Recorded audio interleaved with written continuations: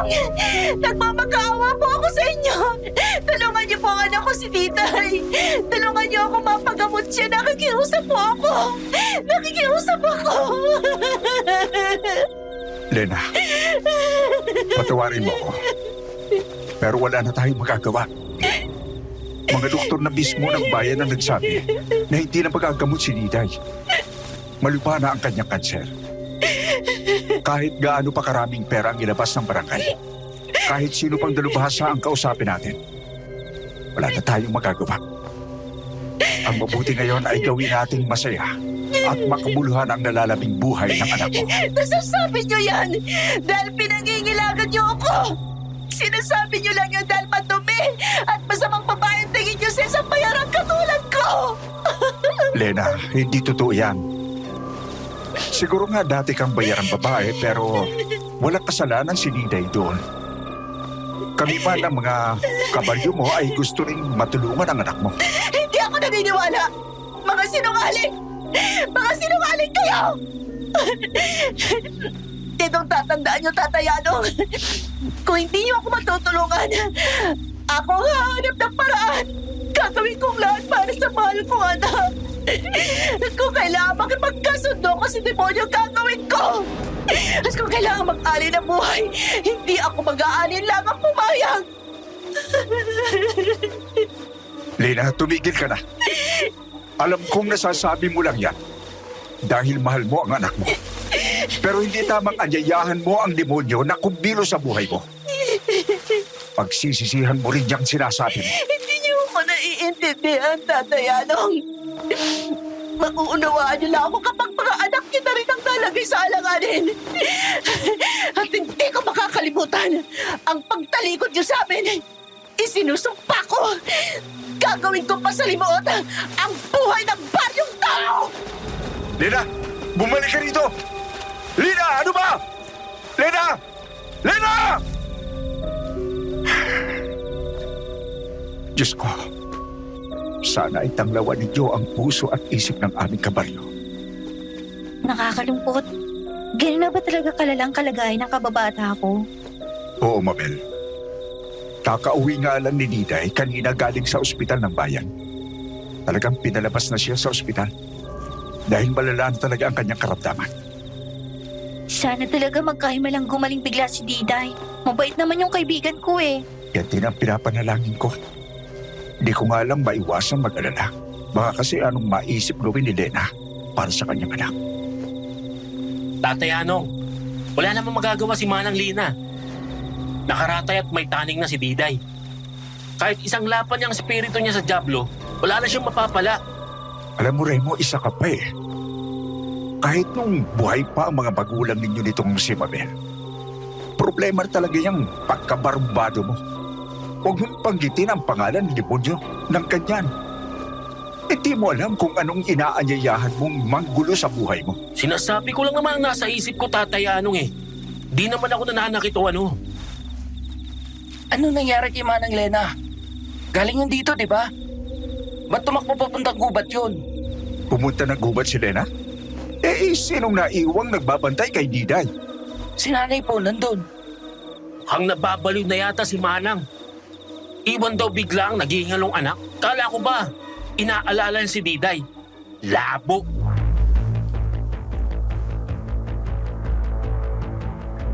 Dekada 70, sa isang liblib na baryo sa bandang timog silangan ng Luzon, nakatira ang aking lolo na si Remo at ang nakababatang kapatid na si Mabel.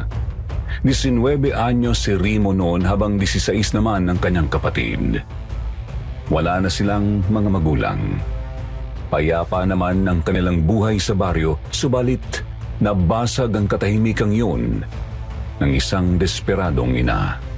Isang nanay na nakahandang gawin ang lahat para lang manatiling buhay ang kanyang anak. Pagkadesperado na kumitil sa buhay ng iilang kabataan sa kanilang lugar. Ako nga po pala si Robert. Sana po ay pakinggan ninyo hanggang dulo itong tunay ngunit masalimuot na karanasan ng aking lolo. Huwag niyo rin sanang kalimutang mag-like at mag-subscribe bilang suporta sa Sitio Pangil. Sa ganitong paraan man lang ay masuklian natin ang pagsasabuhay nila ng mga tunay na kwentong ipinapadala ng mga letter sender tulad ko. Bango niyang luya. Anong niluluto mo? Tinola kuya, niluto ko na yung bigay na manok ni Tatay Yanong kanina. Maupo ka na dyan, mag-ahain na ako. Ay, sa wakas, makakakain na rin. Gutom na ako. Kumusta na nga pala si Didi at Manang Lena? Umuwi kaninang hapon si Manang Lena. Mukhang wala sa sarili. Lumuwang pa yata lalo ang tornilyo sa utak. Ha? Bakit? Anong ginawa niya? Pag uwi kasi niya, napakadungis. Kung titignan mo, akala mo nagtampisaw sa putik eh. Sabog-sabog ang buhok, tapos namumula ang mga mata. Parang magang-maga kakaiyak o ano. Tulo rin ang tulo yung laway. Kinausap ba ninyo ron? Sinubukan nila Tatay Yanong kaso hindi matino ang sagot eh. Ang nangyari pa nga, pinalayas niya lahat ng mga tao sa kanilang bahay. Pati yung mga tumulong sa pagbabantay kay Diday, pinalis niya. Ba't naman niya gagawin yon? Mukhang natuluyan na yata eh. Nasiraan ang bait sa sobrang pag-aalala para sa anak. Nagsara nga rin ang buong bahay pagkaalis namin eh.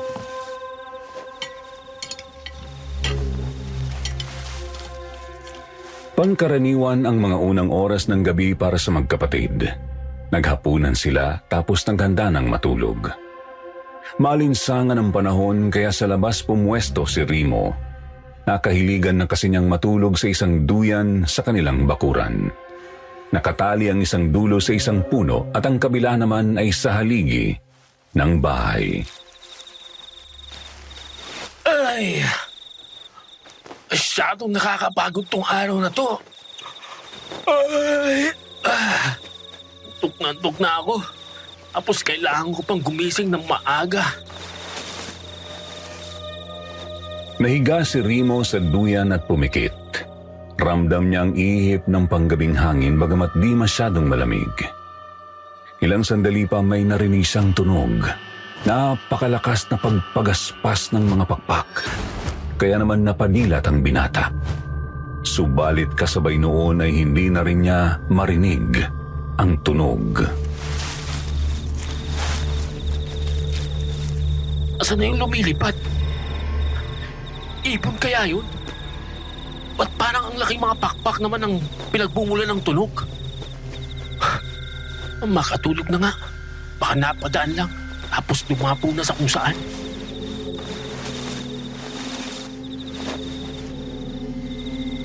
Pipikit na sana si Rimo nang may marinig siyang kaluskos mula sa kung saan. Napadilat siya ulit at napalingon sa pinagmumulan ng tunog. Kita niyang gumagalaw ang mga dahon sa isang puno. Anong meron sa punong yan?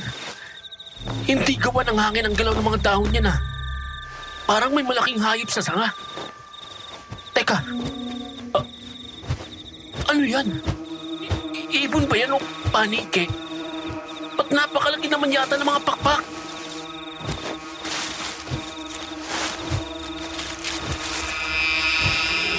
Naglaho ang antok ni Rimo sa nakita. May pares ng napakalalaking mga pakpak sa may sanga ng isang puno.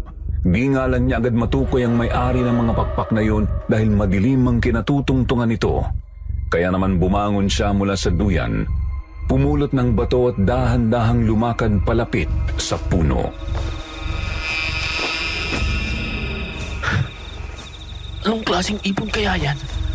Bakit napakalaki? Susubukan kong mahuli yan. Baka pwede ko mapagkakitaan ng isang yan. Pera na rin yun. Anak ng...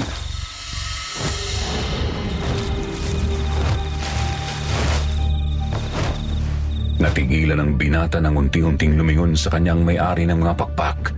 Hindi niya maaninag ng maayos ang mukha nito dahil nga sa dilim, subalit kitang-kita niya ang napakapupulan nitong mga mata.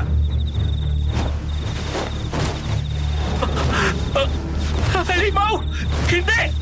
Halimaw! Halimaw! Kuya! Ano ba't nagsusumigaw ka dyan? Gabing-gabi na, oh! Isarado mong bintana!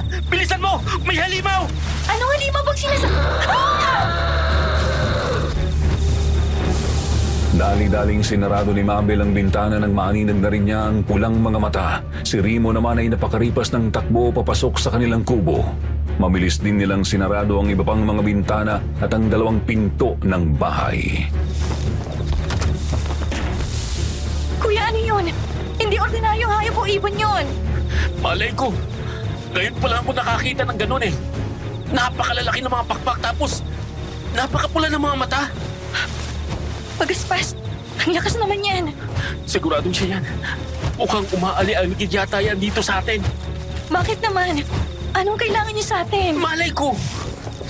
Oh, may dumapo sa bubong. Teka, kukuha lang ako ng itak. Nang marinig na may dumapo sa kanilang bubong ay agad kumuha ng itak si Remo. Walang paglagyan ng kanilang kilabot at pangamba noon dahil nipa lang ang kanilang bubong.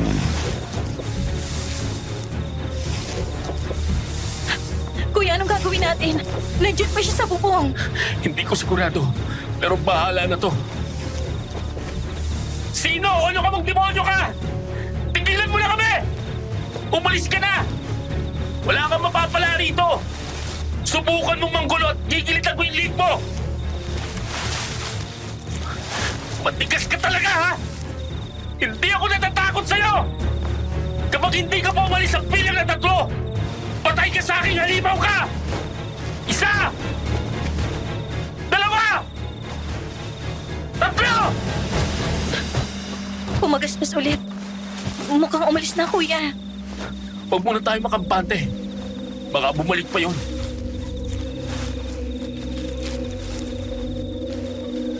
Nanatiling alerto ang magkapatid sa mandang sala ng kanilang kubo. Nakiramdam sila at pinakinggan ang paligid. Tahimik na ulit ang gabi. Lumipas na lang ang halos isang oras ay wala na talagang nag-iingay na kakaiba sa labas. Mukhang di na siguro babalik yun. Matulog ka na, Mabel. Maglalabada ka pa bukas. Matulog ka na rin, kuya. Hindi pwede. Kailangan kong magbantay. Mahirap na at baka bigla na namang bumalik yung halimaw na yun. May tao. Teka, pagbubuksan ko. Sino po? Oh, Mabel! Nagulantang ang binata nang bigla na lang may humablot sa kanyang kapatid palabas ng pinto. May narinig na naman siyang pumagaspas palayo at agad siyang sumunod sa labas subalit wala na siyang nadatnan. Mabel! Mabel, nasan ka? Sumagot ka! Kapatid ko, Mabel! Mabel! Sinubukang suyurin ni Remo ang kakahuyan malapit sa kanilang kubo pero di niya talaga nahanap si Mabel. Kaya naman minabuti na niyang humingi ng tulong.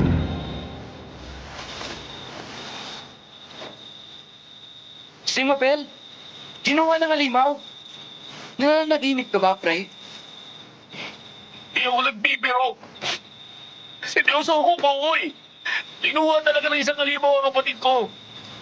Ewan ko kung ano yun. Basta malalaki ang mga pagpag tapos napakapula ng mga mata. Umaligid siya sa amin ng ilang minuto. Akala namin umalis na tapos nang may kumatok sa pinto pinagbuksan ni Mabel. Ayun, bigla na lang may humaplot sa kanya. Hindi ako sigurado. Pero mukhang aswang ang lumapit kay Mabel. Aswang? Tatayanong naman eh. Kwentong bayan lang naman yung mga aswang na yan. Yan din ang iniisip ko, Koy. Kaso, tugma kasi sa ibang mga aswang yung sinasabi nitong si Remo. Pero, di na bale. Tara na, umalis na tayo rito. Hanapin natin si Mabel. Bilisan natin. Lumakad sina Remo, Okoy at Tatay Yanong. Kasama nila ang ilang mga kalalakihan ng baryo. May dala silang mga flashlight o lampara at kanya-kanyang itak. Sinuyod nila ang gumat na nakapaligid sa kanilang lugar. Pero sadyang mahirap maghanap ng nawawalang tao sa dilim. Kaya naman minabuti nilang maghiwa-hiwalay.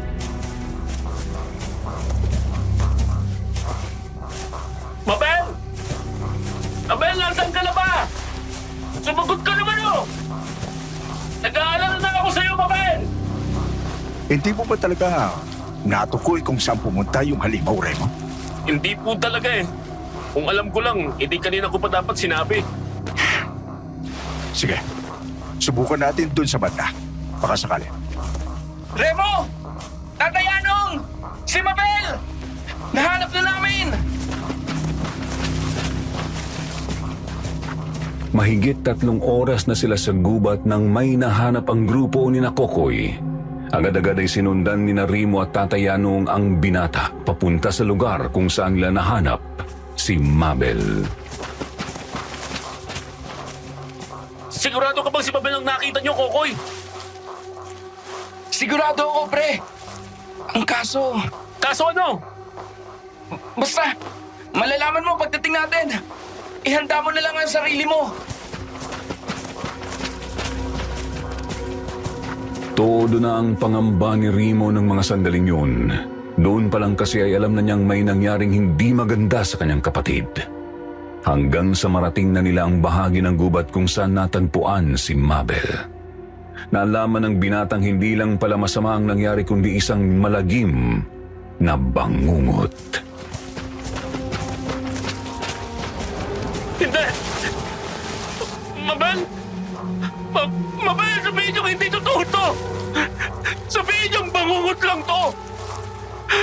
Bakit nangyari to, Mabel? Hindi mo na tayo ni Itay.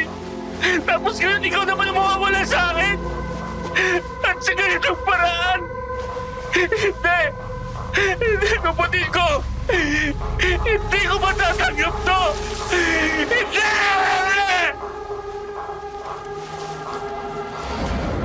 Durog ang puso ni Remo nang makitang kalunos-lunos na sinapit ng bunsong kapatid. Naroroon si Mabel sa makapal na halamanan. May butas sa bandang may puso at atay. Kapansin-pansin ding tuyot na ang katawan nito at halos walang natirang dugo. Hindi. Halimaw lang ang makakagawa nito. Totoo nga. Totoo ngang may aswang. Kailangan itong malaman ng buong baryo, Tatay Anong.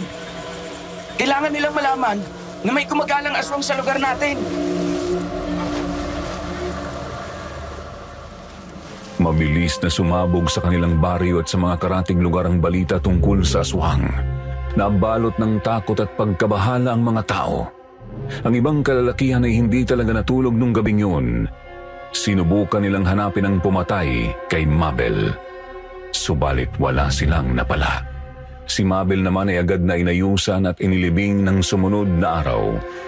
Hindi na ibinurol dahil nga sa kagimbal-gimbal niyang sinapit. Ikinalulungkot namin ang nangyari kay Mabel, Remo. Ayan mo. Gagawin natin ang lahat. Mahanap lang ang aswang. Hindi lang to tungkol sa pagbibigay ng hustisya sa kapatid mo. Tungkol na rin to sa kaligtasan ng iba pang mga taga-bari. Bihira. Sa loob lang ng 24 oras, ang dami ng kakaibang nangyari. Una, ang kilos ni Manang Lena kahapon. Tapos, itong nangyari kay Mabel kagabi. Kaninang umaga naman. Nawala na nga si Manang Lena at Diday. Nawala si naman ng Lena? Oo, pre. Di ba nga, kahapon, pinalayas ni Manang ang lahat mula sa kanilang bahay? Tapos, nagsara siya ng mga bintana at kubo. Oo, nandun pa nga ako nun eh. Magkasama tayo nun. Ano bang nangyari kanina? Nagtaka mga kapitbahay niya kung bakit mataas ng araw kanina. Di pa rin siya nagbubukas ng bintana man lang. Kinatok nila. Kaso walang sumasagot. Nag-aalala ang mga tao. Kasi nga alanganin ang kalusugan ni Diday. Pinasok na nila yung bahay. Ayun! Wala ang mag-ina sa loob. Ang nadatnan lang nila, dugo ang banig. Dugo ang banig? May bahid ng dugo sa banig na kinahihigaan dapat ni Diday. Pero ayun nga, wala na silang dalawa ron. May hinala ang iba na baka sinaktan din sila ng halimaw. Mahanap ko lang talaga yung demonyong yon. Hindi ko yung titigilan hanggang mamatay. Uubusin kong dugo niya. Gaya ng ginawa niya kay Mabel. Sa mga sumunod na gabi ay walang puknat ang paghahanap ni Remo sa aswang. Meron man siyang kasama o wala. Sa umaga at hapon naman ay tuba o lambanog ang inaatupag. Pakay niyang piliting makatulog sa kabila ng matinding pagluluksa. Nanatili siyang ganon sa loob ng halos 2 linggo, subalit nang hindi na talaga matagpuan ang aswang ay tuluyan na lang siyang nagpakalunod sa mga inumin. Hanggang sa lumipas ang 3 buwan, sumapit ang pista ng kanilang baryo. Magsikain lang kayo. Maraming pagkain at inumin. Huwag kayo mahiya. Pwede kayo rito sa bahay. Pwede rin doon sa iba pa nating mga kabaryo. Ano ba naman, Remo? Pagputok pa lang ng araw kanina, lambanog ng kaharap mo eh. 10:00 pasado na ng umaga ngayon. Di mo pa rin nilulubayan yung tuba. Alam mo ikaw, huwag mo akong pakialaman. Ha?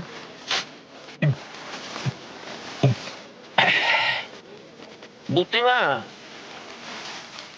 Painom-inom lang ako eh. Di naman ako maoy eh. Pero pag nakakita ko yung aswang na yun, talagang sisirahin kong mukha nun. Babasakan ko ng bote yung ulo nun. At gigilitan kong leg. Remo, tama na yan. Kumain ka naman. Eto, may adobo. Meron ding lumpia at pansit. Sabi akong pakialaman eh. Ulit mo rin, no? Kokoy, hayaan mo na muna ang kaibigan mo. Pista naman eh. Eh kahit naman nung wala pang pista, ganyan na yan eh. Tatay Anong, Teka sandali. Si Dalena pa yung parating? saan? Ayun oh. Yung naglalakad, mukhang papunta rito. Oo nga. Si Manang Lena nga. At kasama niya si Diday. Paano mukhang malusog na si Diday?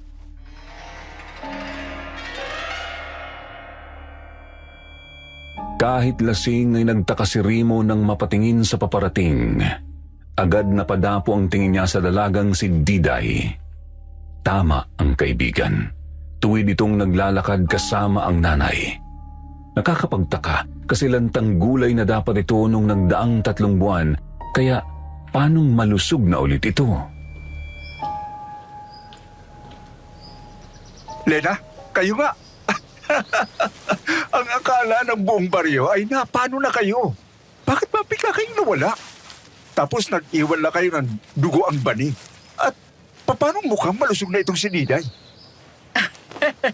Dahan-dahan naman sa tanong Tatayano. Mahina ang kalaban. Nawala kami noon. Dahil dinala ko si Diday sa posibleng makatulong sa kanya. Nagpagamot nga kami roon sa loob ng ilang buwan. Kaya ngayon lang kami nakabalik. Kung ganon, mukhang napunta kayo sa napakagaling na manggagamot. Latang-lata na itong si Diday dati. Tapos ngayon, malusog na. Diday, Ineng? Kumusta na pa ang pakiramdam mo? Hindi tumugon ang dalaga sa pinuno ng baryo. Tuwid lang itong nakatayo sa tabi ng kanyang nanay at nasa kawalan ng tingin. Pasinti rin siyang pinasadahan ng tingin na Remo. Napansin ng binatang kakaiba ang pagkamaputla nito. Ayos lang ba itong anak mo, Lena? Bakit ganyan ang kilos niya ngayon? Para siyang tulala. Ayos lang siya, Tatayano. Ang mahalaga ay buhay siya at malusog na ulit. Sigurado ka ba? Ha? O siya, kumain na muna kayo. Marami pang pagkain dito. May niluluto pa nga ang anak ko sa likod bahay eh.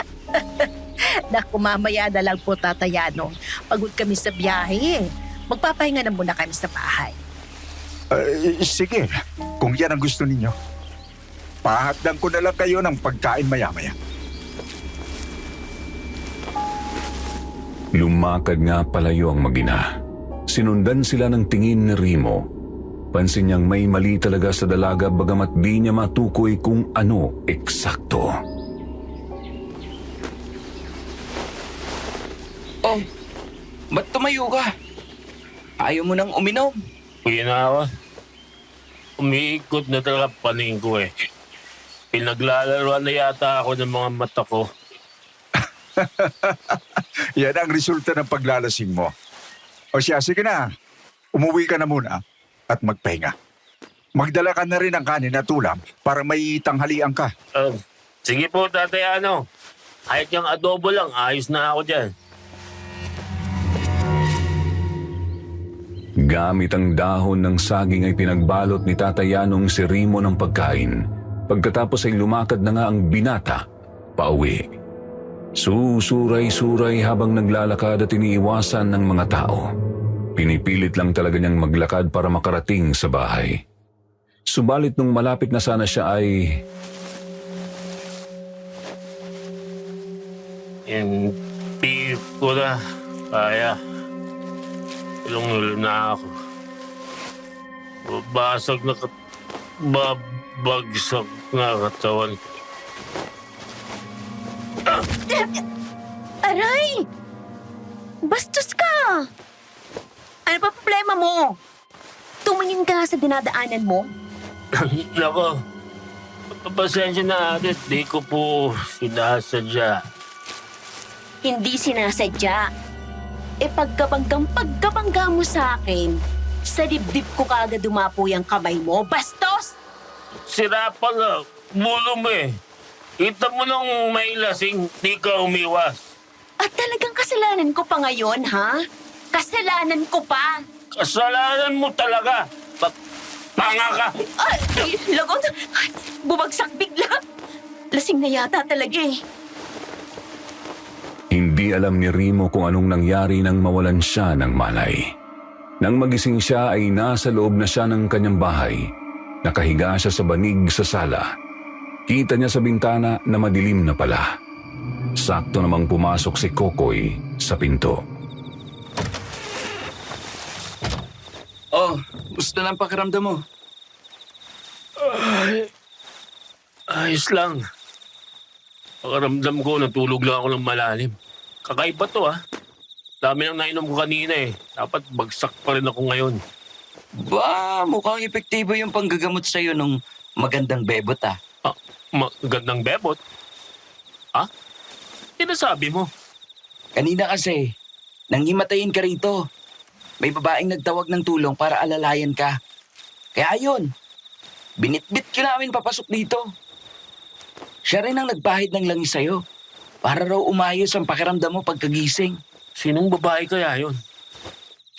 Baka yung nakabanggaan ko kanina. Nakabanggaan mo pala yun? Siguro nga siya yun. Basta maganda, mahabang buhok, at balingkinita ng katawan. May dilaw na alampay sa balikat. May dala rin siyang bayong. Di ko maalala masyadong mukha eh.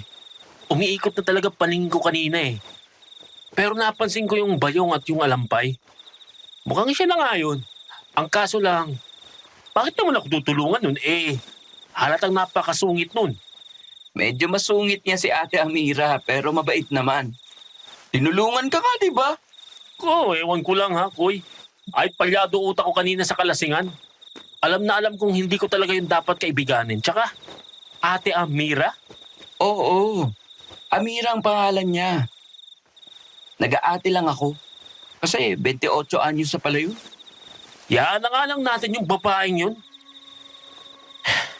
Ipag-init mo na nga lang ako ng tubig, magkakape ako. Aba, Hanep!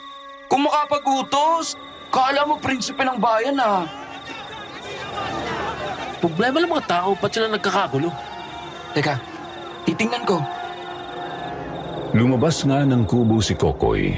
Naiwan si Rimo na nagkukusot pa ng mga mata. Dinig na dinig ng binata ang pagkakagulo ng mga tao sa labas, bagamat di niya maintindihan ang sinasabi ng mga ito dahil medyo malayo. Ilang sandali pa humahangos nang bumalik ang kaibigan. Remo! Anong nalaman mo? Ba't humahangos ka ng ganyan para kang hinabol ang asong ulol? May kinuha na naman ang aswang. Yung apong babae ni Aling Nena. Anong sabi mo?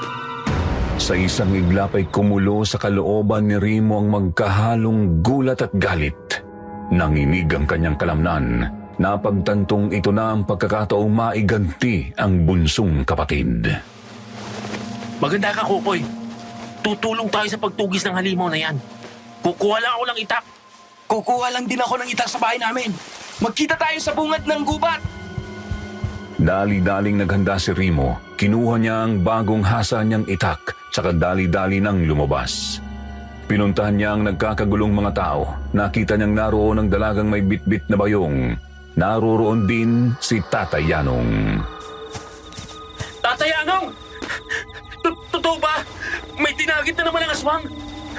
Totoo, Remo. Habang nagkakasiyahan ng lahat, bigla na lang pinasok ng halimaw ang bahay ni Nena. Namumurong na yung demonyong yan, Kailangan na talaga natin yung matagpuan. Kailangan na natin yung mapatay. Igaganti kong kapatid ko. Kapatid mo? Nabiktima rin ng aswang ang kapatid mo? Oo nga pala, Amira. Ito si Remo. Siya yung sinasabi ko yung kuya ng naunang biktima. Maganda kung tutulong siya sa atin sa pagtugis sa aswang. Tutulong! Yung bastos na lasenggong yan tutulong. Baka makabigit rin yun sa akin, Tatay Yanong. Bigla na nga lang hinimatay sa harap ko kanina yun. Ba't talagang... Sinabi ko naman sa'yo, di ba?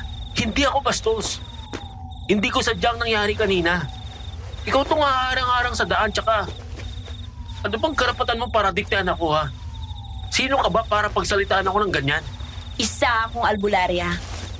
Bumisita lang ako dito kasi piyesta sa baryo nyo. Nagkataong mukhang nandito ang hinahanap kong aswang.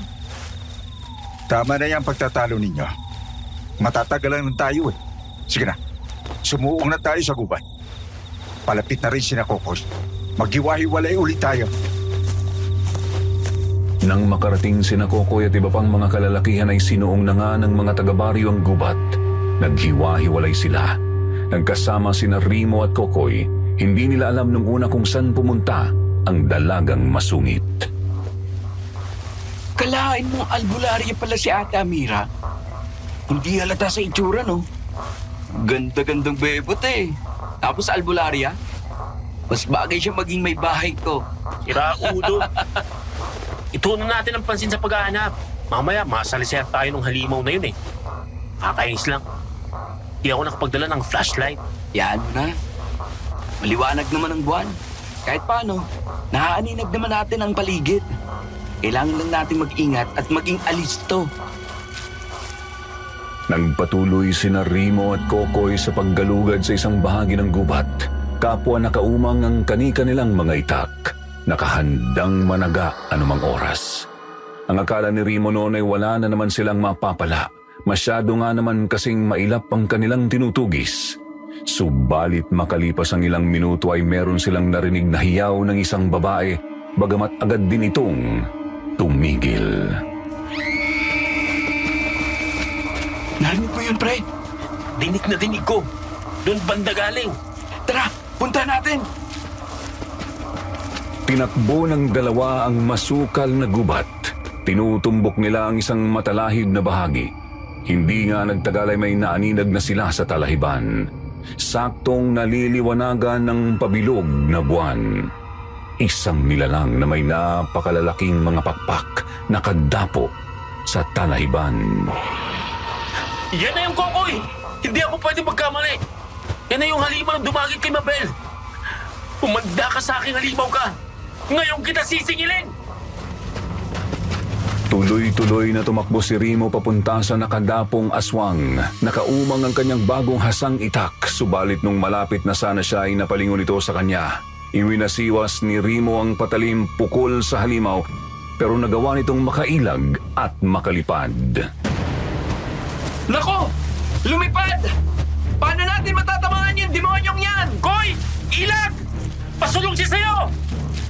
Umanda kang halimaw ka! Yeah! Agad kumilos si Remo nang makitang pasulong na ang aswang kay Kokoy. Lumundag siya para salubungin ng tagaang halimaw. Ang kaso mabilis na naman itong nakailag.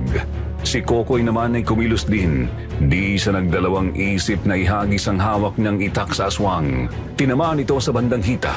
Lumipad pa ito ng mas mataas. Nahulog naman ang itak ni Kokoy na muli niyang hinablot. Ayos, Koy! Tinamaan mo!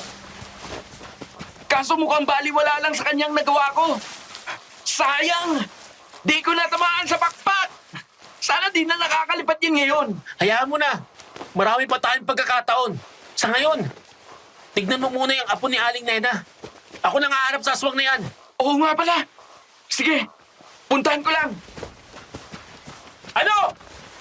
Galit ka kasi tinamaan ka, ha? Sige! Gumanti ka! Sumugod ka! Bumaba ka rito! At nang magilitan ko na yung leg mo! Remo! Wala na! Patay na tong babae! Ano ka mo? Butos lang dyan ito, pre! Bantayin mo lang yan dyan! Iuwi natin yung bangkay sa baryo! Nakita ni Remo na papasugod na ulit ang aswang. Iniumang nito ang matatalim na mga kuko at bumulusok papunta sa kanya. Sige! Lapit! Lapit! Lumapit ka pa! Remo! Mag-iingat ka! Nang makalapit na sa kanya ang aswang, nagulat si Remo nang bigla na lang itong lumihis ng lipad. Agad na pagtanto ng binata na pakay ng aswang na lituhin siya. Gusto nitong atakihin si Kokoy para makuha ang binangit na dalaga. Lilituin mo ako, ha? Hetong sino? Mabilis na nakakilos si Remo. Nahabol niya ng tagaang binti ng aswang. Tinamaan ang isang hinlalaki nito sa paa at naputol, subalit di tumigil ang aswang. Dire-diretso itong lumipad papunta kay Kokoy. Tatagain pa sana ni Kokoy ang halimaw pero naunahan siya nito. Nakalmot ng aswang ang bandang dibdib ng lalaki bago nito hinablot ang bangkay.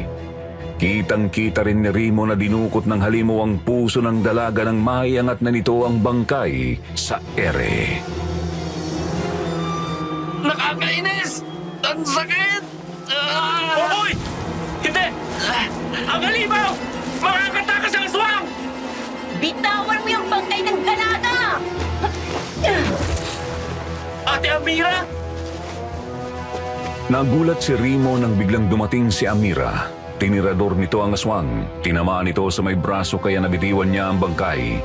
Muli pa siyang tinirador ng albularya kaya naman napilitan na itong tuluyang lumipad palayo. Kokoy! Ayos ka lang? Kokoy! Kokoy, gumising ka! Tawagin mo ang mga kasama natin. Kailangan nating madala agad si Kokoy sa ligtas na lugar. Babantayan ko siya at ang bangkay habang naghihintay sa inyo. Ha? Pero paano ka? Huwag mo na akong isipin! Sige na! Bilisan mo na! Tarantang tumakbo si Remo para hanapin sina Tatay Yanong. Nang makita na niya sila ay agad niyang sinabi ang mga nangyari. Pinuntahan nila sina Amira. Dali-dali naman nilang binitbit ang bangkay at ang walang malay na si Kokoy. Si Kokoy ay idiniretso sa bahay nito. Ihiga niyo siya ng maayos. Gagamutin ko siya. Mahirap na. Baka may naiiwang kamandag ng aswang sa kanyang katawan. Ginamot nga ng albularya ang walang malay na binata. Katulong niya sa pag-aasikaso ang nanay ni Kokoy. Nang matapos ay ibinili niya sa ginang ang mga dapat gawin para tuluyang bumuti ang kalagayan ng biktima. Pagkatapos ay lumabas na siya ng kubo ni na Kokoy. Doon siya nadatnan ni Remo sa may kakahuyan. Ate, kumusta na si Kokoy? Ayos na siya. Pero baka bukas na siya magising. Akakainis. Hindi ko napatay yung aswang. Talagang hindi mo basta mapapatay yun. Ibang uri ng aswang yun eh. Di lang yung simpleng halimaw. Yung mga sugat niya sa ginawa niyo, siguradong pagaling na yun ngayon. At yung pinutol mong daliri niya sa paa, tutubo ulit yun. Eh bakit pansin ko? Nasaktan siya ng gusto sa pagtirador mo. Pinahiran ko ng pangontang langis ang mga binala kong bato. Husay mo, ate, ha? Talagang inaaral mo kung paano pumatay ng aswang, ha? Dahil ganong uri ng aswang din ang pumatay sa lolo ko. Nagulat at natahimik si Remo sa narinig. Tinitigan lang niya ang magandang albularya. Naliliwanagan ng malamlam na buwan ang maamo nitong mukha. Nakatingin sa kawalan ng nangungusap na mga mata. Halatang may inaalalang mapait na kahapon. Bata pa lang ako. Kinalimutan ko ning si Lolo Mansing na nag-aalaga sa akin. Iniwan kasi ng tatay ko si nanay. Tapos, Namatay si nanay sa panganganak sa akin. Isang gabi. Apo, ikaw ay matulog na. Lumalalim na ang gabi. Bukas na yung pagsasanay mong manahe. Sasakit ang mga mata mo niyan eh. Opo, Lolo. Magliligpit na po ako. Pasensya na po Natuwa lang kasi ako sa mga ginagawa ko eh. Ano yun? Mga pakpak. Bakit ubot naman yata ng lakas yan? Abay, pagkalaki-laking ibon naman siguro niyan. Ala! Sa bubong natin! Bakit naman siya nadapo dyan, Lo? Hindi. Hindi magandang kutob ko. Sige na, Mira. Pumasok ka na sa kwarto. Hihigpitan ko lang ang tali sa bintana rito sa sala. Bilisan mo! Nagtaka ang batang si Amira sa biglang asal ng kanyang lolo Mansing. Napansin kasi niyang bigla na lang itong namutla at kinabahan. Naariyan pa nga at napaantanda pa habang lumalakad papuntang bintana. Magtatanong pa sana ang bata pero muli na siyang sininghalan ng lolo. Kaya pumasok na lang siya sa kanyang kwarto.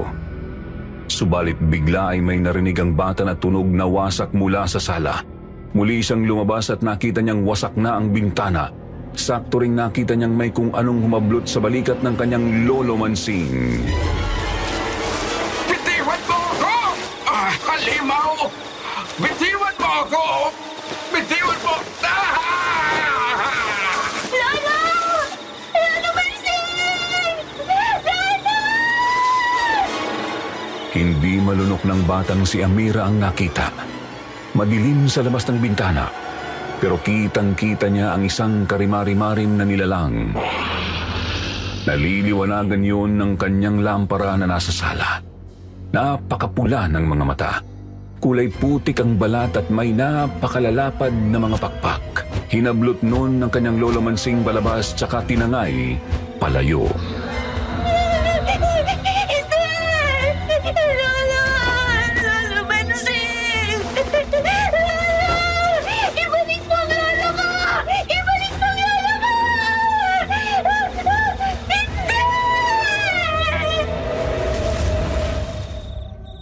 Humingi ako ng saklolo sa mga kapitbahay namin. Tinulungan nila akong hanapin si Lolo. Pero huli na.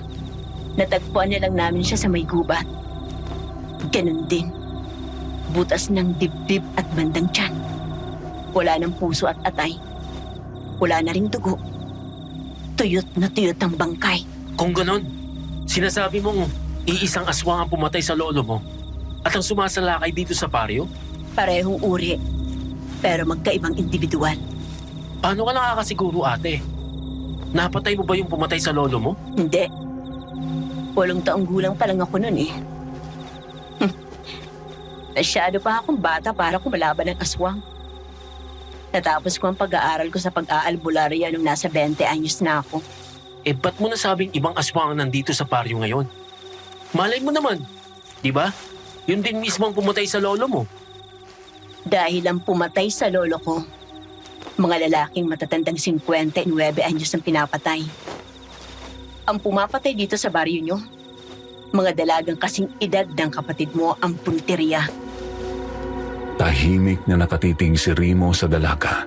Hindi niya maunawaan ang sinasabi nito kaya naman nagkusa ng magpatuloy si Amira. Ang uri ng aswang nito ay kakaiba. Naging aswang sila dahil sa pakikipagkasundo sa isa pang mas makapangyarihan sa kanila. Pakay nilang buhayin o iligtas mula sa tiyak na kamatayan ang kanilang mahal sa buhay. Pasensya na, ate. Labo pa rin talaga eh. Gawin nating halimbawa ang pumatay kay Lolo Mansing. Nalaman kong kabaryo lang namin to. Isang matandang babae. Naghingalo ang kanyang asawang 59 anyos matapos madulas sa may ilog. Nung malapit nitong mamatay, nakipagkasundo ang babae sa isang aswang. Binigyan ng bagong buhay ng aswang ang lalaking naghihingalo. Pero bilang kapalit, magiging aswang ang nakipagkasundo. Kailangan niya mambiktima ng mga taong kapareho ng kasarian at edad sa kanyang asawa? Ganun na nga. Ang puso ay ibibigay sa aswang na nagkaloob ng kasunduan. Ang atay ay kakainin ng tumutupad. Ang dugo naman ay iinumin ng binubuhay. Yun nga lang, ang binubuhay na tao sa ganitong paraan ay wala ng kaluluwa. Kaya kung titingnan, nananatili silang tulala at maputla. Wala na sila sa kanilang sarili. Bangkay na kumikilos at naglalakad na lang sila. Tulala at maputla? Bangkay ba ikaw mo na naglalakad at kumikilos? Teka, hindi kaya... May naiisip kang tumutugma sa sinasabi ko? Meron.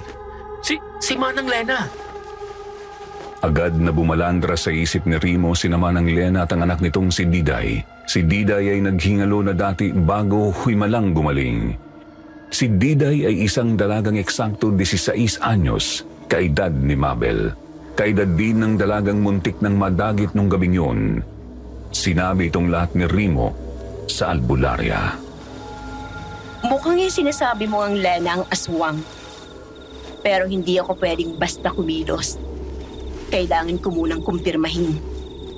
Kapag nakumpirma ko na, hindi ko rin siya pwedeng patayin agad-agad. Bakit naman? Yun naman ang tungkulin mo, di ba? Ang puksay ng mga ganyang halimaw? Oo nga.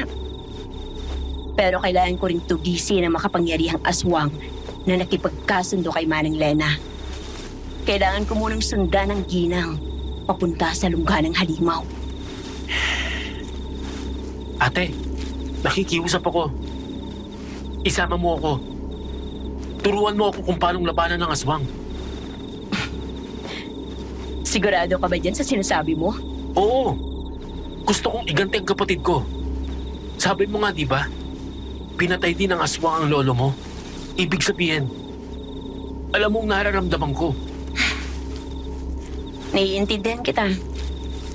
Pero wala nang oras para turuan pa kita, Remo. Ang gagawin natin, pahira natin ang langis yung itak mo. Kunin mo rin itong isa pang tirador na dala ko. Tig-isa tayo. Kumuha ka ng mga batong pwedeng gawing bala. Lagyan din natin ng langis. Sinunod ni Rimo ang sabi ng albularya. Binigay niya rito ang kanyang itak tapos nanguha siya ng mga batong pwedeng gawing pambala sa tirador. Binigay niya ang mga iyon sa babae. Nilagyan din yon ng langis ni Amira. Pagkatapos ay pinaghatian nila. Binulsan ni Rimo ang mga bato niyang pambala. Nakita rin ng binata na may maliit din palang kutsilyo ang babae sa bayong nito. May kutsilyo ka naman palang dala, ate. Bakit masyado kang nakatuon sa tirador? Anong klaseng tanong ba naman yan? Natural, lumilipad ang kalaban eh. Pasensya naman, nagtatanong lang. O siya, etong asin. Lagyan mo ang bungbunan mo at magkabilang palapusuhan para hindi tayo kaagad maamoy o maramdaman ng aswang kapag lumapit tayo sa kanya. Makakatulong sa pagmamatsyag. Pagkalagay mo niyan, alis na tayo. Nang handa na ang dalawa ay lumakad na nga sila. Bitbit ng dalaga ang kanyang bayong habang nakasukbit naman sa bewang ng binata ang kanyang itak. Tuloy-tuloy silang lumakad papunta sa bahay ni Manang Lena. Ate, ba't nga pala di natin sinabihan sina Tatay Yanong? Hanggang ngayon, ginagalugad pa rin nila ang gubat eh. Mag-iimbestiga pa lang naman tayo. Hindi pa tayo sigurado kung mapapalaban nga ba tayo ngayong gabi o tatakas muna. Kapag sinabihan natin sila, mahihirapan tayong magbatsyag. Mararamdaman tayo kagad ng aswang kapag marami tayo. Kung sa bagay, o siya, malapit na tayo ate. Yung nag-iisang bahay dyan banda. Magdahan-dahan tayo. Siguraduhin mong hindi ka makakagawa ng anumang ingay. Palapit pa lang sila sa bahay ni Manang Lena ay sobra ng kalabog ng dibdib ni Rimo. Oo, nakaharap na niya ang aswang. Oo, gusto niyang gumanti. Pero iba pa rin kasi sa pakiramdam yung ikaw mismo ang susugod sa bahay ng halimaw. Doon tayo sa may puno ng aratilis ate. May mga halaman sa baba niyan. Posible tayo makakapagtago kapag kailangan. Sige, dyan tayo magtatago kapag kailangan. Pero sa ngayon, lumapit tayo sa bahay. Kailangan nating sumilip. Ihanda mo lang yung mga sandata mo. Sige ate, dyan tayo sa may mga siwang sa dingding. May lumulusok na liwanag ng kandila. Isinabit muna ni Remo ang kanyang tirador sa kanyang braso at hinugod niya ang kanyang itak. Inihanda naman ni Amira ang kanyang tirador. Lumapit sila sa dingding na may mga siwang. Dahan-dahan at maingat ang bawat hakbang. Tumindi ang kaba ni Remo, pero pinilit lang niyang tapangan ang sarili. Sinulyapan na lang niya ng tingin ng magandang albularya. Hindi man lang niya ito nabakasan ng kilabot o pagkabahala. Bagay na nagpapalakas din ng sarili niyang kalooban. Remo! Remo! Uy, Remo, ano ba? Alam kong maganda ako pero di ko pwedeng matulala ngayon. Ha? Pasensya na ate, may iniisip lang. Dito ako sisilip sa may siwang na to. Ikaw naman dyan. Umayos ka. Huwag kang pabigat. Nahiya si Remo sa sinabi ng babae. Naramdaman niyang nag-init ang kanyang mga pisngi. Hindi na lang siya kumibo kahit gusto na niyang pumatol noon. Ayaw rin naman kasi niyang maging pabigat. Sumilip na lang siya sa siwang ng dingding at agad nanlaki ang mga mata niya sa nakita. Ang aswang nasa loob. Kumpirmado. Si Manang Lena nga ang halimaw. Huwag ka munang maingay. Magmatsyag na muna tayo. Iniligid ni Remo ang mga mata sa kinasisilipan. Nasa kabilang bahagi ng kubo ang aswang. Naliliwanagan ito ng kandila noong mga oras na yon, kaya malinaw na niya itong nakita. Si Manang Lena nga talaga, bagamat malaki ang pinagkaiba ng itsura. Hubot-hubad, kaya kitang-kita niya ang madilim na kulay putik nitong balat. Kita rin niya ang pula nitong mga mata at matatalim na mga kukot pangil. Naririyan din ang malalapad niyang mga pakpak na kulay itim. Si Diday naman ay nakaupo pasandal sa kabilang dingding. Ganun pa rin ang itsura nito. Putlang-putla ang balat at halatang tulala. Malintek na mga taong yon. Pinakialaman nila ako. Kinuha nila ang pagkain mo, mahal kong anak. Hayaan mo. Maghahanap ako ulit ng isa pang dalaga ngayong gabi, Diday. Hindi kita hahayaang mamatay ng ganun na lang. Hindi ako papayag. Pero bago yun, ihahatid muna natin tong puso kay Apo Lungit. Alisto ka, Remo. Susundan natin sila. Mabilis ngunit tahimik na lumayo sina Remo at Amira. Kumubli sila sa halamanang nasa paanan ng punong aratilis. Iilang minuto pa nakita na nilang lumabas ng kubo ang magina. Nasaan yung tao na si Manang Lena? Hawak-hawak niya ang isang braso ng kanyang anak. Mukhang maglalakad lang sila papunta sa kung saan. Di siya pwedeng lumipat. At baka makita siya ng mga tao. Mainit pa naman ang aswang ngayon sa baryo. Hintayin lang natin silang makalayo ng kaunti pa. Tapos sundan na natin. Kailangang saktong distansya natin para makita sila. Pero di rin tayo pwedeng lumapit masyado. Baka mabisto tayo. Kita ni Remo at Amira na lumalakad palayo ang magina. Naghintay pa sila ng ilang sandali habang nakatago sa halamanan. Nang medyo nakalayo na si Manang Lena ay lumabas na ang dalawa para bumuntot. Bit-bit pa rin ni Amira ang kanyang bayong. Saan kaya sila papunta? Napakasukal bahagi na ng gubat dito eh. Maging alisto ka lang, Remo. Baka salisihan at atakihin tayo ni Manang Lena. Ingat din tayo sa mga ligaw na hayop. Ilang ulit nang nakakagala si Remo sa gubat na yon mula pa pagkabata, pero ramdam niya ang matinding kilabot sa lugar noong sandaling yon. Alam na alam kasi niyang matindi pa sa masukal na paligid at mababangis na mga hayop gubat ang pwede nilang makasalubong. Napadiin ang hawak niya sa bit-bit na itak. Kalahating oras na tayo naglalakad. Tuloy-tuloy pa rin si Manang Lena. Oo nga eh. Ngayon, nakarating na tayo dito sa may tabing ilog. Ate, tignan mo. Pumunta sila ron sa may talon. Pumasok sila sa likod ng bumabagsak na tubig. Mukhang nandiyan na yata ang hinahanap natin. Mukhang ganun nga. Ano nang gagawin natin ngayon? Papasok tayo? Wag. Delikado. Hintayin lang natin silang lumabas. Susugurin natin si Manang Lena. Saka tayo papasok. Pag napatay natin siya, Sige, kuha ko. Kumubli sila sa may halamanan sa tabi ng ilog. Mula roon ay tanaw nila ang talon. Inilapag ni Amira ang bayong sa paanan ng puno habang hawak niya ang tirador. Iniligid naman ni Rimo ang paningin.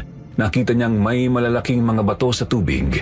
May makakapal na mga sangaring nahulog mula sa mga puno. Mga 5 minuto lang ay natanaw na nilang lumabas sa may talon ang mag-ina. magtago ka. Siguradong dito sila dadaan. Hintayin natin silang makalagpas bago tayo sumalakay. Tahimik na tumango si Rimo. Sumiksik sila sa pinagtataguang halamanan. Hindi nga nagkamali ang albularya. Doon papunta ang mag-ina sa mismong harap ng pinagtataguan nila. Muling hinawakan ng mahigpit ni Rimo ang nakalabas niyang itak. Diyos ko, alam ko hindi po ako madasalin. Pero sana, tulungan niyo kami.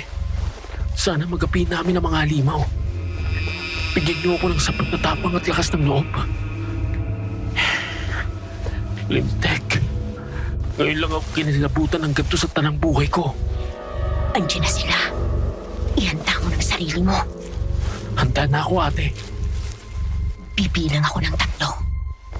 Titirahin mo si Manang Lena ng tirador. Tapos, gamitin mo yung itak mo. Sige po. Eto na. 1, 2, 3.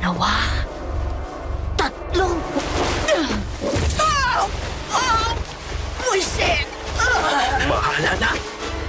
Tinamaan ni Amira ng tinerador na bato si Manang Lena. Sapul ito sa kaliwang panga. Agad-agad ay tinulak ni Rimo ang sarili na sumugod sa ginang. Inamba niya ang itak at winasiwas yun pukol sa nagulat na ginang.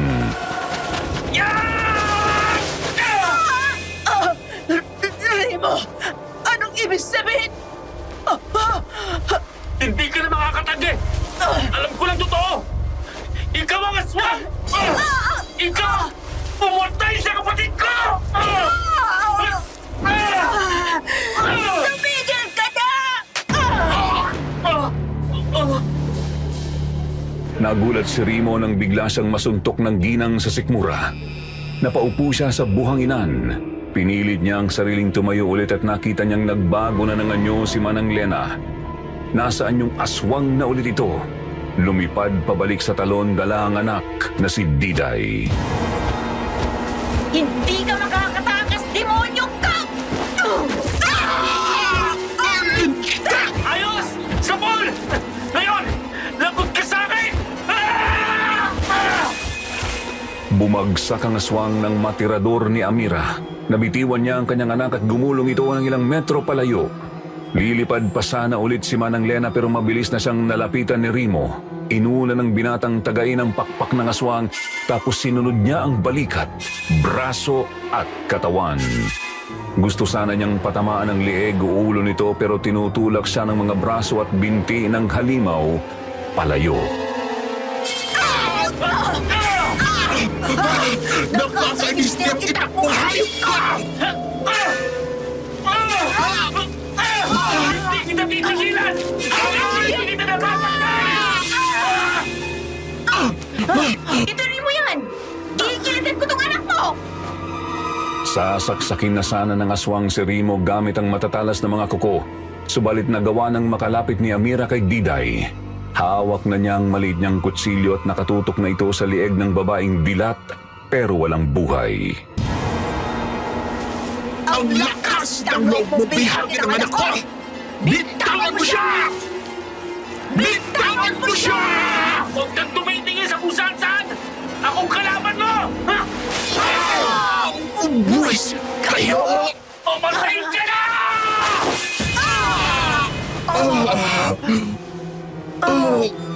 Nang malingat ang aswang ay pinagsasaksak siya ng binata. Doon na nakatsyempo si Rimo na madali ang lieg nito. Pagkatapos ay natumba ang halimaw tsaka bumagsak sa mabatong tabing ilog. Mamamatay ka na! Huwag ka nang pumalag! Tanggapin mo ng kamatayang dapat sa'yo! Gusto ko lang iligtas ang anak ko. Bakit? Bakit akong masama? Anong masama sa ginawa? Gusto mong iligtas at buhayin ang anak mo. Pero ang totoo, matagal na siyang patay. Bangkay na lang ang kasakasama mo. Wala nang kaluluwa yung pilit mong binubuhay. Wala nang anak mo. Walang ibang nakikinabang sa ginagawa mo, kundi ang halimaw na gumagamit sa'yo. Hindi. Hindi totoo yan. Buhay pang anak ko. Buhay pa Tuluyang nalagutan ng hininga ang aswang.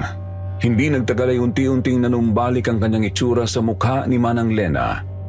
Bagamat na natiling kulay putik ang balat. Napalingon naman ang binata kay Diday subalit kalansay na lang na may damit ang nakita niyang nakabulagta sa batuhan. Si Diday? Yan na lang bang natira sa kanya? Oo, yan na lang. Matagal na kasi siya dapat na pumanaw. Nililin lang ng halimaw si Manang Lena. Paano ate? Ang halimaw naman ang salakayin natin. Sige, tapusin na natin to.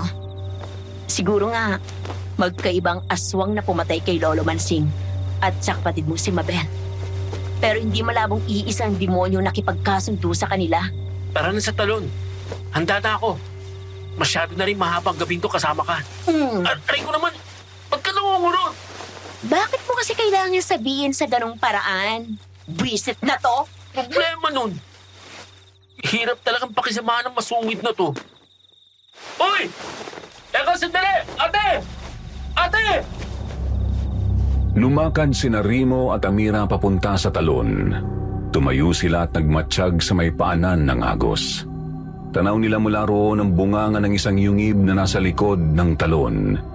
Kasya lang doon ang isang tao kung dadaan.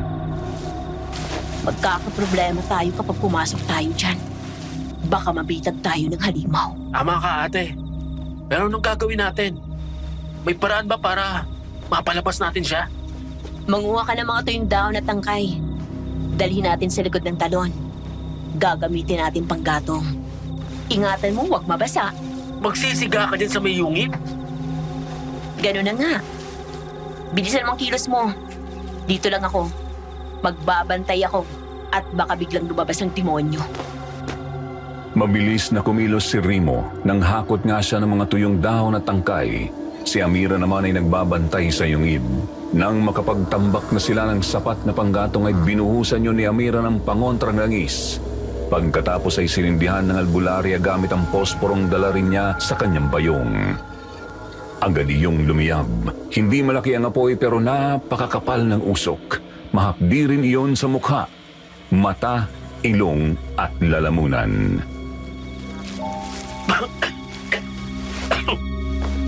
Sakit sa ilong ng usok. Entek. Di ka naman nagsabing ganito pala to eh. Tara na. Umalis na tayo dito. Magtago tayo dun sa malapit sa kakahuyan. Dun tayo mag-abang. Bilisan natin. Dali-daling lumayo sa talon sina Rimo at Amira. Pumunta sila sa malapit na kakahuyan. May nakita silang puno na may malalaking mga bato sa paanan. Doon sila kumubli. Epektibo kaya talagang plano mo, ate? Basta magtiwala ka lang. Maghintay lang tayo dito. Inakala ng binata na mabibigo sila. Ilang minuto na kasi silang naghihintay, wala pa rin lumalabas sa talon. Naisip niyang baka may ibang malulusutan ng halimaw. Subalit nang humina na ang usok ay may naaninag na silang mga paggalaw sa likod ng talon. Ayan na siya. Ihanda mong tirador mo, Remo. Magkakasunod na tirang gagawin natin. Kuha ko. Sige, ate. Ayan na. Kung nakakatakot ang anyong aswang ni Manang Lena, mas kahila-hilakbot ang lumabas na halimaw sa talon. Isang huklubang nakabako ang likod, puti ang magulo at mahaba na buhok, kulay putik ang kaliskising balat at napakahahaba ng matatalim na mga kukut pangil. Napakalalapad din ng itim nitong mga pakpak, tapos tuloy-tuloy ang pagtulo ng napakalapot na laway. Ngayon na, Remo! Tira na!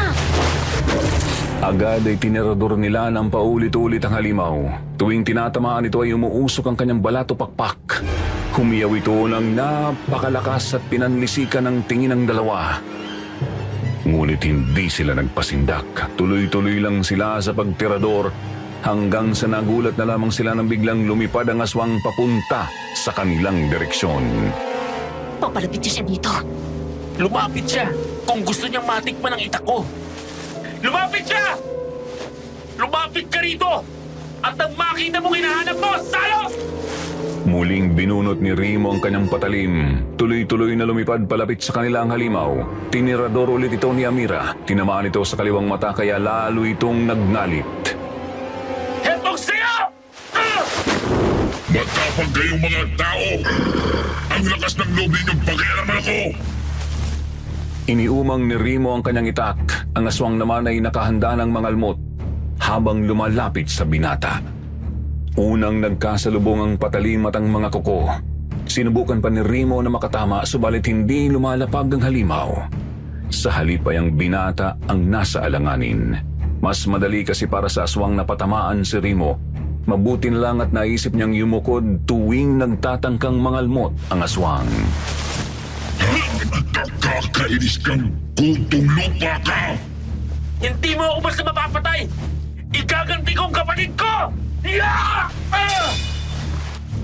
Inambahan ng taga ni Remo ang halimaw. Iilag sana ito subalit sumempo ng tirador si Amira kaya naman nawalan ito ng balanse tsaka tinamaan ng itak sa isang hita. Nakakainis kang babae ka! Yan ang bagay sa'yo! Kulang pa yan! Kulang pa yan para sa mga buhay na kinuha mo! Mga walang hiya kayo! Hindi! Susugod sana ulit si Remo nang sipain siya ng aswang. Tinamaan siya sa sentido. Napasubsob siya sa mismong tubig ng ilog. Nabagok pa ang kanyang ulo sa isang makapal na sangang naroroon. Muntik na siyang tangayin. Mabuti na lang at nagawa niyang makabalik sa lupa. Subalit laking hilakbot niya nang makitang nakalapit na ang aswang kay Amira. Amira! Hindi!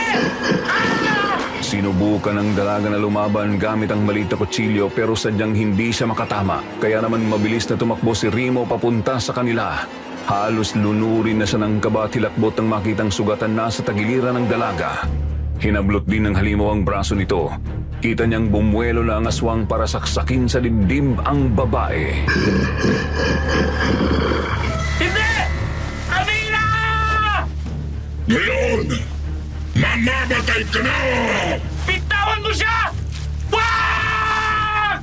Hindi aabot si Remo. Ginawa na lang niya ang kung anumang naisip nito nung sandaling yun.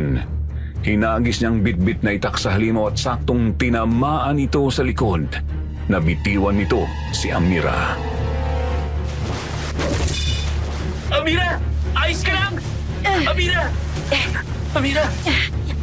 Kaya ko pang kumilos. Huwag kang mag-alala. Malayo sa bituka to. Tumakas na tayo! Masyadong malakas ang demonyong yan!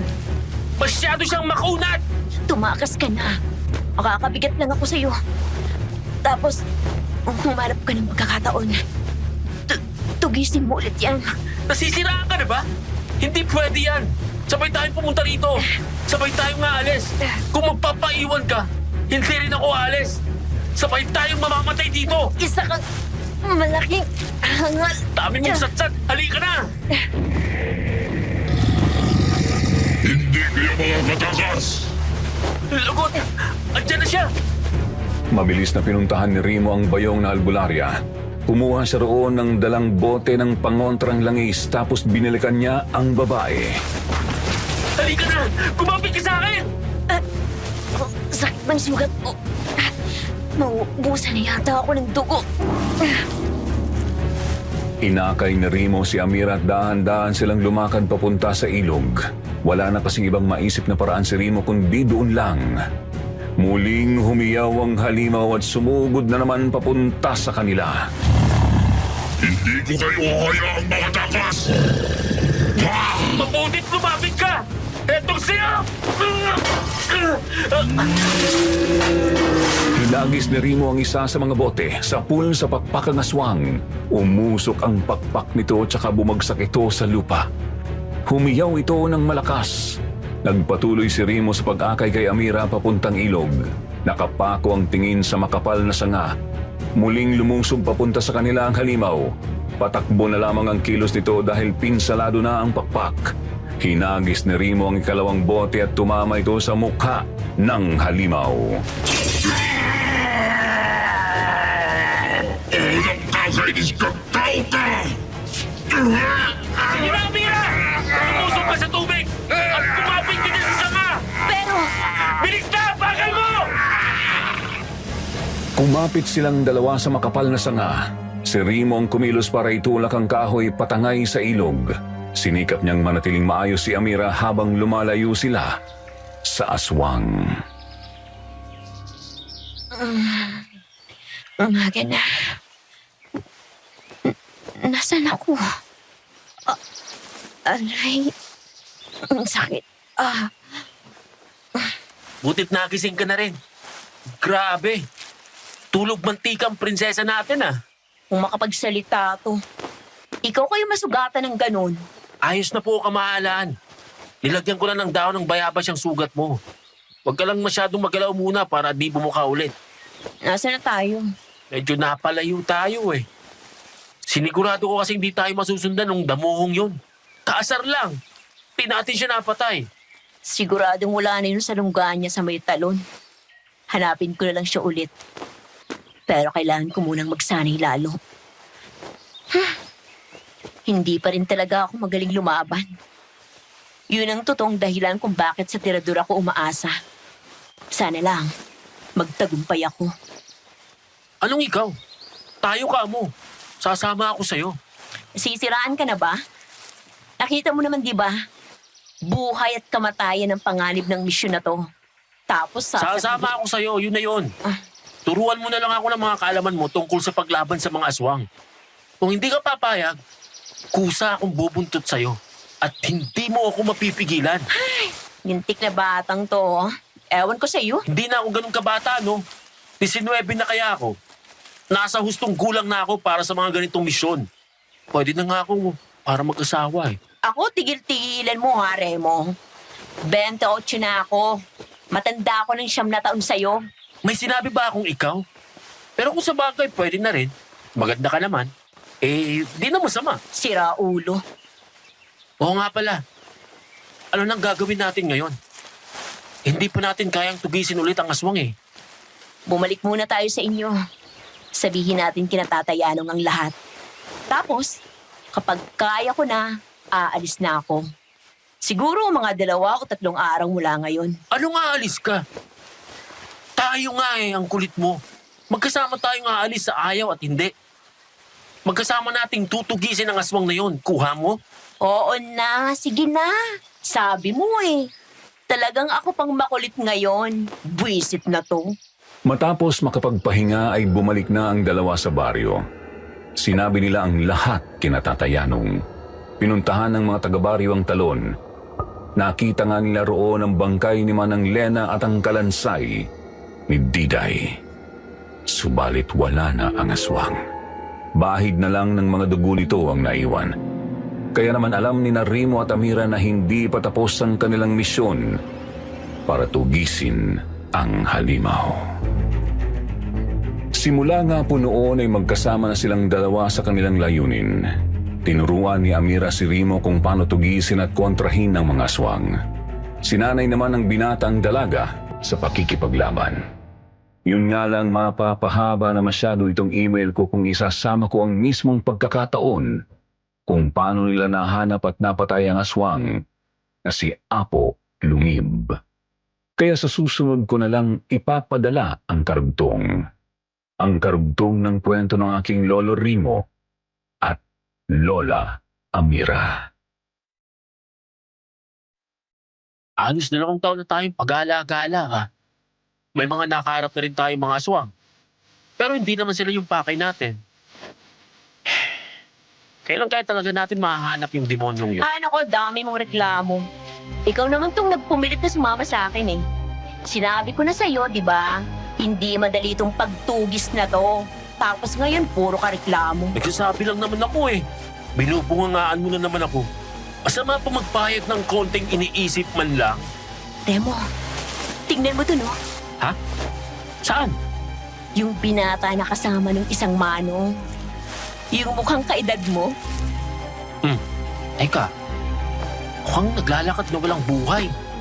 Mukhang malapit na nating makita ang hinahanap natin.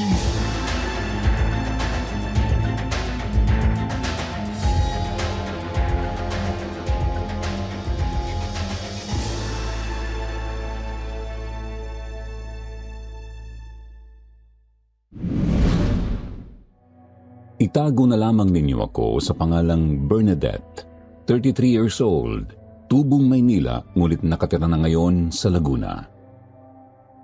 Isa kong hairdresser at namumuhay akong kasama ng aking tatay. Tubong Samar naman si tatay. Hindi ko na espesipikong sasabihin kung saan, ngunit madalas niyang ikwento noon ang buhay niya at ng kanyang nag-iisang kapatid sa kabundukan. Mag-isa akong pinalaki ni tatay. Iniwan kasi kami ni nanay noong maliit pa lamang ako. Mahilig magkwento si tatay. Siguro yun na lang ang paraan niya para libangin ang sarili sa dami ng mga problema. Madalas na laman ng kwento niya ang pagiging albularyo ng lahi namin sa Samar. Magaling na albularyo daw ang kanyang lolo at lolo sa tuhod. Ngunit naputol din yun nang itigil ng ama niya ang panggagamot at nag-focus ito sa pagtatrabaho. Kung minsan laman din ng mga kwento niya ang mga aswang at ang pakikipaglaban ng mga lolo niya sa mga ito. Taong 2014, isang gabi pagdating ko ng bahay galing sa trabaho ay narinig kong may kausap si tatay sa cellphone. Hindi ko maintindihan kung ano ang pinag-uusapan nila. Natagpuan ko na lamang si tatay na nakatungo sa lamesa at umiiyak. Oh, Tay. Anong problema? Bakit ho kayo umiiyak? May masakit ho ba sa inyo? Sino yung kausap niyo sa cellphone? Nariyan ka na pala. Wala naman anak. Hindi naman ako umiiyak. Napuwing lamang ako. Doon naman sa kausap ko si Tito Eugene mo pala yan.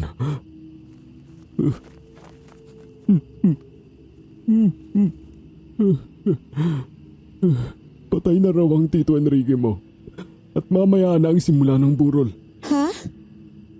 Nung nakaraang linggo lang ho kabiruan pa natin si Tito ah. At saka wala naman siyang sakit, hindi ba? Ano ang nangyari? Natagpuan daw itong patay sa may kakahuyan malapit sa baryo namin. Namumutla, walang dugo, at wakwak ang tiyan. Nagkalat raw ang lamang loob ng tito mo doon sa paligid ng bangkay. Ano ho? Sino naman ang gagawa nun sa kanya? Walang kaaway si Tito at kilalang matulungin sa kanila, hindi po ba? At saka, ano raw ang sabi ng mga pulis? Ayun na nga, walang kaaway ang tito mo, kaya walang maiturong suspect. Wala raw lead ang mga pulis. Sa tingin ko isang aswang ang gumawa nun sa kanya anak. Yun din ang sabi ng Tito Eugene mo. Aswang? Tay naman, tao ang gumawa nun. Baka adik o kaya may sira sa pag-iisip. Killer, ganun. Pero aswang, Tay, ang mga aswang nasa Maynila na. Nagtatrabaho. Ay, walang nakakatawa, Berna. Pupunta ako ng Samar. Kailangan kong maihatid sa huling hantungan si Enrique. Alam ko tunog makasarili ako ngayon dahil sa dami ng problema at bayarin. Pero kailangan kong umuwi anak. Gagamitin ko yung naipon ko. Pasensya na, Tay. Gusto lang naman kitang patawanin. Ang totoo, nalulungkot rin ako sa pagkawala ni Tito. Condolence, Tay. Sige, uuwi tayo ng Samar. Magpapaalam ako sa boss ko bukas, tapos bukas rin aalis tayo. Talaga? Sasamahan mo ko. Pwede ba namang hindi? Itatay kita. Sige na ho. Magpapahinga lang ako, tapos maghahanda na ng hapunan. Pag-usapan natin yung pag-uwi doon habang kumakain. Matapos kong magpaalam sa boss ko ay bumiyahe kami ni tatay papuntang Samar.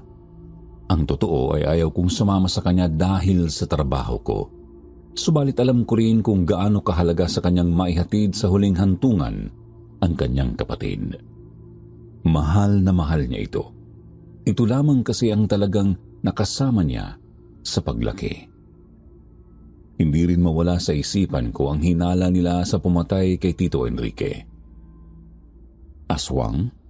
Kalokohan yun. Walang mga aswang. Hindi sila totoo. Yan ang naglalaro sa isipan ko habang nasa biyahe kami. Matapos ang mahabang biyahe sa barko ay nakarating kami ng Kalbayog at mula doon bumiyahe naman kami papuntang bayan ng Santa Rita. 3:00 na ng hapon noon. Mula doon ay sumakay kami ng tricycle. Bumaba kami sa isang pataas na lugar. Hanggang doon na lamang daw ang tricycle at kailangan na naming maglakad mula roon. Tiningnan ko ang dadaanan namin at sa itsura pa lang noon mukhang hihikain na ako.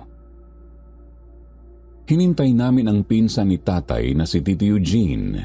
Hindi naman nagtagal ay dumating ito kasama ng isa pang lalaki. Panganay na anak raw yun ng pinuno ng kanilang baryo. Sila ang nagdala ng mga gamit namin at nagsimula na kaming maglakad. Hindi naman ganoon katarik ang daan. Sadyang makipot lang at kung hindi ka sanay, talagang mahihirapan ka. Tumawid kami ng isang ilog na may kalakasan ng agos at habang ginagawa namin yon ay nakaramdam ako ng kakaiba sa paligid. Tay, parang bumigat ang pakiramdam ko. Hindi po ako makahinga ng maayos. Bigla rin pong bumigat ang likuran ko. Naninibago ka lang siguro sa klima, anak. Hayaan mo at makakapag-adjust din yung katawan mo. Uminom ka muna ng tubig. Hindi, Tay. Parang may biglang sumampas sa likuran ko. Hindi ko may paliwanag. Tapos, pakiramdam ko. Napakaraming nakatingin sa atin. Natatakot ako. Baka pinagtripan ka ng mga elemento rito. Dayo ka kasi at bagong mukha rito. Sumalo ka ng tubig mula sa ilog gamit ang kamay mo at uminom. Hindi naman kailangan marami. Basta maipakita mong hindi ka narito para manira o manakit. Hindi ako naniniwala sa mga engkanto o mga elemento. Para sa akin, kalokohan lang ang lahat ng yun. Pero kakaiba talaga ang pakiramdam ko noon, kaya naman sumunod na lang ako sa sinabi niya. At hindi ko alam kung paano, ngunit gumaan ang pakiramdam ko. Subalit, ramdam ko pa rin ang mga matang tila nakatitig sa akin. Hindi ko naman napinansin yun. Nagpatuloy na lang kami sa paglalakad. Nang makalagpas kami sa ilog na yon ay nasilayan ko na ang unang bahay sa baryo. Yun na raw ang bahay ng tito ko. Ngunit malayo pa yon sa amin. Napakaliit noon kung titignan mula sa kinatatayuan ko ng mga oras na yon. Nagpatuloy kami sa paglalakad nang muling bumigat ang pakiramdam ko. Mas malala na ito noong una. Napakapit ako noon kay tatay at napapikit dahil biglang umikot ang aking paningin. Naduwal rin ako at ilang sandali pa hindi ko na napigilan ang masuka. Sinabi ni Tito Eugene na magpahinga muna kami. Baka raw naninibago ako sa lakaran at sa simoy ng hangin doon. Pero hindi. Malusog ako at hindi rin ganoon katarik ang tinatahak naming daan. Ano na namang problema, anak? Anong nararamdaman mo? Hihilo ako. Tay.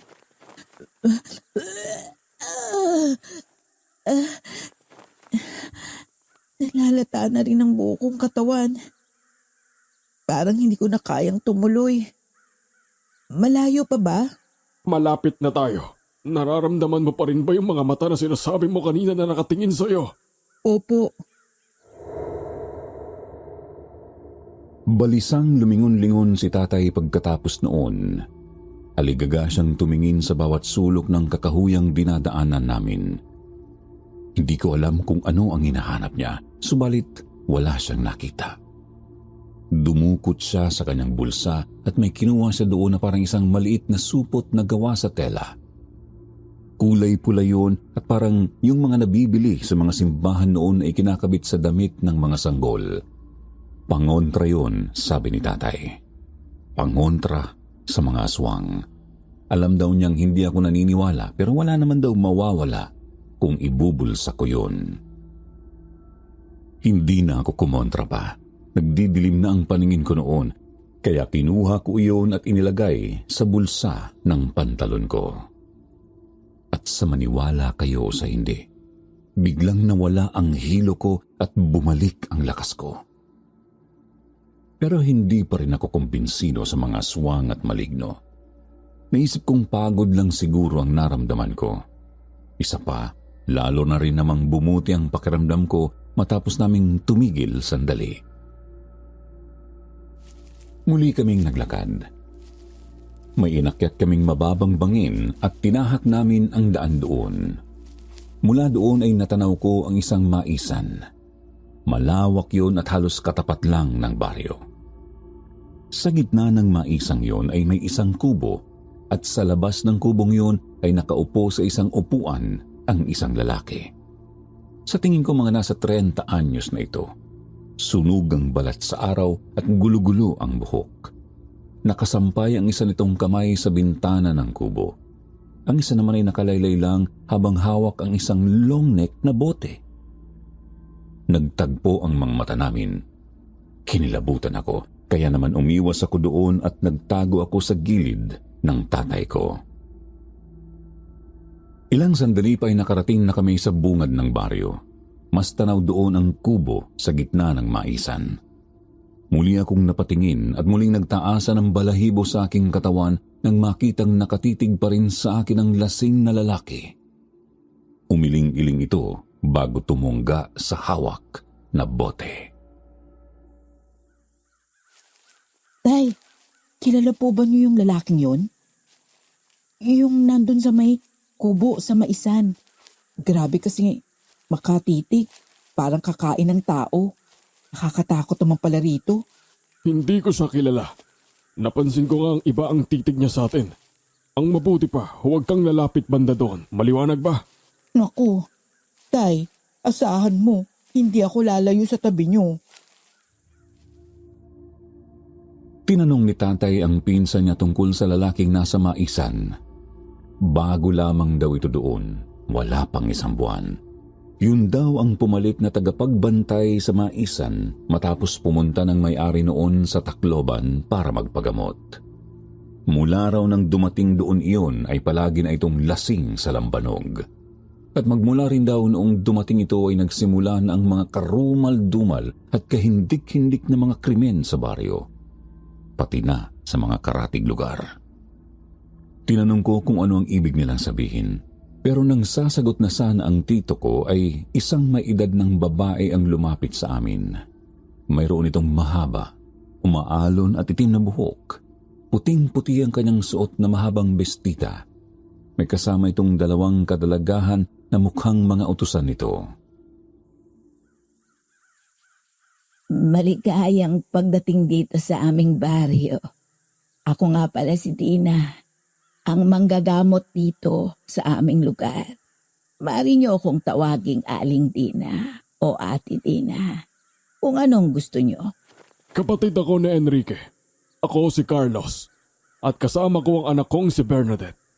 Narito kami para maglamay at ihatid sa huling hantungan ang bangkay ng aking kapatid. Ganun ba? Pasensya ka na. Hindi kita nakilala. Nakikiramay ako sa pagkamatay ng kapatid mo. Ayos lang. Matagal na rin naman akong hindi nakabalik dito. Ang totoo ay hindi rin kita kilala. Wala akong maalalang albularyo rito bukod sa aking lolo.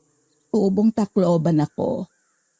Nakapangasawa ako rito, si Perting, na magsasaging. Ngunit namatay rin siya 1 taon matapos kaming ikasal. Yamang walang manggagamot rito. Napagpasyahan ko na lamang na manatili rito at ilagay ang serbisyo ko. Napakamatulungin naman po pala ninyo. Albularyo ho kayo, tama? Masasagot ho ba ninyo kung aswang talaga ang pumatay kay Tito Enrique? Bernadette! Ayos lang yan, Carlos.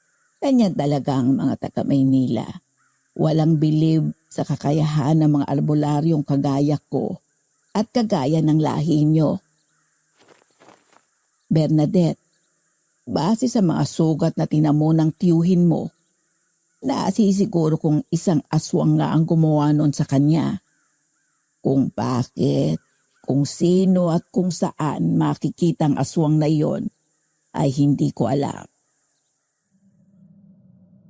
Nagulat ako nang bigla niyang kinuha ang mga kamay ko. Sinalat-salat niya ang palad ko habang nakatitig siya sa aking mga mata. Itim na itim yun at parang pakiramdam ko ay hinihigop ako noon. Gusto kong bawiin ang mga kamay ko sa kanya ngunit hindi ko yun magawa. Pagkatapos ay sinabi niyang may magandang hinaharap ang naghihintay sa akin. Basta wag lamang akong magpadalos-dalos ng kilos. Wag rin daw akong pakialamera at masyadong matanong. Lalo na raw at kalat na sa baryo ang tungkol sa gumagalang aswang. Sasagot pa sana ako nang awatin na ako ni tatay. Pagkatapos ay pinutol na ni Tito Eugene ang usapan namin. Mas maigi na raw na doon na kami sa burol mag-usap. Palubog na rin kasi ang araw noon at nagsisimula ng dumilim. Sinangayunan naman yun ng lahat. Napasulyap pa ako kay Aling Dina at napangisi na lang ako nang makitang nakangiti ito sa akin. Napalingon akong muli sa maisan. Wala na doon ang lalaki. Marahil ay pumasok na ito at nakatulog na sa kalasingan. Babaling na sana ako kina tatay nang biglang umakbay sa akin si Aling Dina. Muntik pa akong mapatalon noon sa gulat. Wag raw akong maglalapit sa lalaking naroon dahil yun daw ang pinaghihinalaan nilang aswang. Napatingin ako sa kanya. Seryoso ang mukha niya at walang bahid ng biro. Mabuti na raw ang mag-ingat kaysa maging pulutan ng lalaking yon. Layo-layo ang mga bahay doon, Sir Jupiter, at nakakainis na walang signal sa lugar na iyon. Ang bahay na nakita ko sa malayo ay ang mismong bahay ni Tito Enrique. Ngunit sa may gitna raw ng baryo ito, ibinurol. Sa lugar kung saan madalas ginagawa ang mga pagtitipon doon. Parang mga multipurpose hall sa mga syudad, ngunit doon ay gawa lamang yun sa pawid at mga kawayan. Nang matanaw ni tatay ang liwanag mula sa burol ay kaagad itong tumakbo papunta doon. Nasa likuran lamang niya ako noon, ngunit ramdam na ramdam ko ang lungkot niya. Alam ko kung gaano niya kamahal si Tito Enrique. Umalingaw-ngaw sa paligid ang sigaw at paghihinagpis ni tatay habang nakasubsob sa kabaong ng tiyuhin ko. Nilapitan ako ng ibang naroon. Hindi ko sila kilala, ngunit inakay nila ako sa loob ng burol. Mga pinsan at mga pamangkin nila tatay ang karamihang naroon. Maasikaso sila kahit na bakas sa mukha nila ang lungkot. Lumapit sa akin ang pinuno ng baryo kasama ang anak nitong dalaga. Binati nila ako ngunit nagpaalam rin kaagad dahil may kailangan pa silang asikasuhin. Madaling araw nang makita siya ng isang babaeng papunta ng bayan para mamalengke. Akala raw nito ay lasing lamang at doon inabot sa ilog. Hindi umiinom ang kapatid ko. Alam ko. Makinig ka muna, maaari ba? Pasensya na. Nilapitan ito ng babae. Ngunit nang makita nitong wakwak ang tiyan ng kapatid mo, ay nagsisigaw ito at dali-daling pumarito. Tinawag niya ako at ang pinuno. Pinuntahan namin ang kapatid mo at kumpirmadong patay na ito. Mula dibdib hanggang sa may puso ng sugat nito. Nagkalat ang mga lamang loob nito na puro tapyas na parang kinaga. Putlang-putla na rin ito noon. Ngunit wala kaming nakitang bakas ng dugo sa paligid. So, aswang po talaga ang may gawa nito? Hindi ho ba maaaring may pumatay sa kanya? Kriminal, psycho, ganon. Alam kong hindi ka naniniwala sa mga aswang at kababalaghan, iha. Pero maniwala ka man o sa hindi, may mga nilalang dito sa mundo na hindi mo pa nakikita. Iyon nga ho, hindi natin nakita kung ano yun. Paanong aswang kaagad ang pinagbibintangan natin? Bakit hindi muna tayo humanap ng lohikal na paliwanag dito? Tumigil ka na, Bernadette. Pero, Tay, paanong... Tumigil ka na. Wala kang ideya sa nangyayari dito. Nakita kong nag-iba ang mukha ni tatay. Nanlalaki ang mga mata nito at butil-butil ang pawis sa noo habang nakatuon ang mga mata sa lupa. Bigla siyang tumayo. Dali-dali niya akong hinila palayo sa burol at dinala sa bahay ni Tito Enrique. Susunod sana si Tito Eugene para dalhin ang mga gamit namin, ngunit pinigilan niya ito. Kinuha ni tatay ang mga bag at siya mismo ang nagdala ng mga iyon papunta sa bahay ng namayapa kong tito. Walang ikalawang palapag, ngunit sakto lamang ang lawak ng bahay na iyon. Halos gawa ang lahat sa kawayan. May sala at 2 kwarto. Sa sala ay tanaw na tanaw ang maisan, ngunit napanganga ako nang makakita ng iba't ibang mga medalyong nakasabit sa dingding. May mga kwintas na yari sa lubid at may palawit na mga bato. Mayroon ding 3 buntot pagi at pinatulis na kawayan na nakasabit sa likod ng pinto. Pero hindi ko na pinansin ang mga yon. Naisip kong tipikal lang yon sa mga bahay sa probinsya. Kaagad kong binalingan si tatay. Nagulat rin ako sa biglang paghila niya sa akin at maging ang ilang naroon ay nabigla sa ginawa niya. May problema ba, Tay? Hindi dapat kita dinala sa lugar na ito, Berna. Patawarin mo ko. Hindi ko kayo maintindihan, Tay. At saka akong may gustong sumama. Wala ho kayong dapat ipagpaumanhin sa akin. Teka, naniniwala ho ba kayo kay Aling Dina? Tay, imposibleng aswang ang pumatay kay Tito. Paimbestigahan natin to. Noong mga bata kami, 3 pamilya ang muntigang ubusin ng isang tiktik dito sa baryo. Tik-tik? Oo, tik-tik. Mga uri ng aswang na mahilig sa mga sanggol. Subalit kung walang sanggol, ay kahit laman loob ng mga tao ay ayos na sa kanila. Mayroon silang mahahabang mga dila na nagagamit nila sa pagsipsip ng dugo. Kaya nilang papayatin ang mga katawan nila para mapabilis ang kanilang kilos, depende sa sitwasyon. Pero ang hirap naman po kasing paniwalaan yan. Kahit nga, mga pulis magdadalawang isip eh. Sinabi ko, hindi ba? 3 pamilya ang muntikang ubusin ng isang tik-tik dito. Itatanong mo kung nakita ko. Oo, nakita namin ni Enrique dahil naroon kami nang patahin ng lolo namin ang halimaw na yon. Kaya hindi na malayong maulit ang mga pangyayaring yon. Natulala na lamang ako sa sinabing iyon ni tatay. Paano ko pa kokontrahin ang isang bagay na nakita di umano ng 2 niyang mga mata? Matapos yun ay sinabi ni tatay na aalis kami kaagad matapos lang mailibing si Tito Enrique. Mga 2 araw pa yon. Hindi raw kami pwedeng magtagal doon at muli niyang idiniin sa akin na huwag matigas ang ulo ko. Ayos lang daw na huwag akong maniwala basta sumunod ako sa mga ibibilin niya. Hindi ko raw kakayanin ang magiging resulta ng katigasan ng ulo ko doon kung sakali. Noong gabing yun ay nakaramdam ako ng labis na pagod. Kaya naman nang inaya niya akong bumalik sa burol ay sinabi kong doon muna ako sa bahay at magpapahinga. Tiningnan niya ako noon at nagbuntong hininga. Pero pumayag rin naman siya. basta raw sa oras na may maramdaman akong kakaiba o nakakatakot, sumigaw lang ako para humingi ng saklolo. Sumilip ako sa bintanang katabi ng pinto. Tanaw naman mula doon ang burulan at madali ko lang din naman siyang matatawag. Ipinangako ko rin na ilalak ko ang mga pintuan.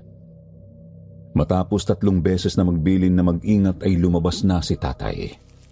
At nang masiguro kong nakalayo na siya ay kaagad ko nang isinara ang pinto.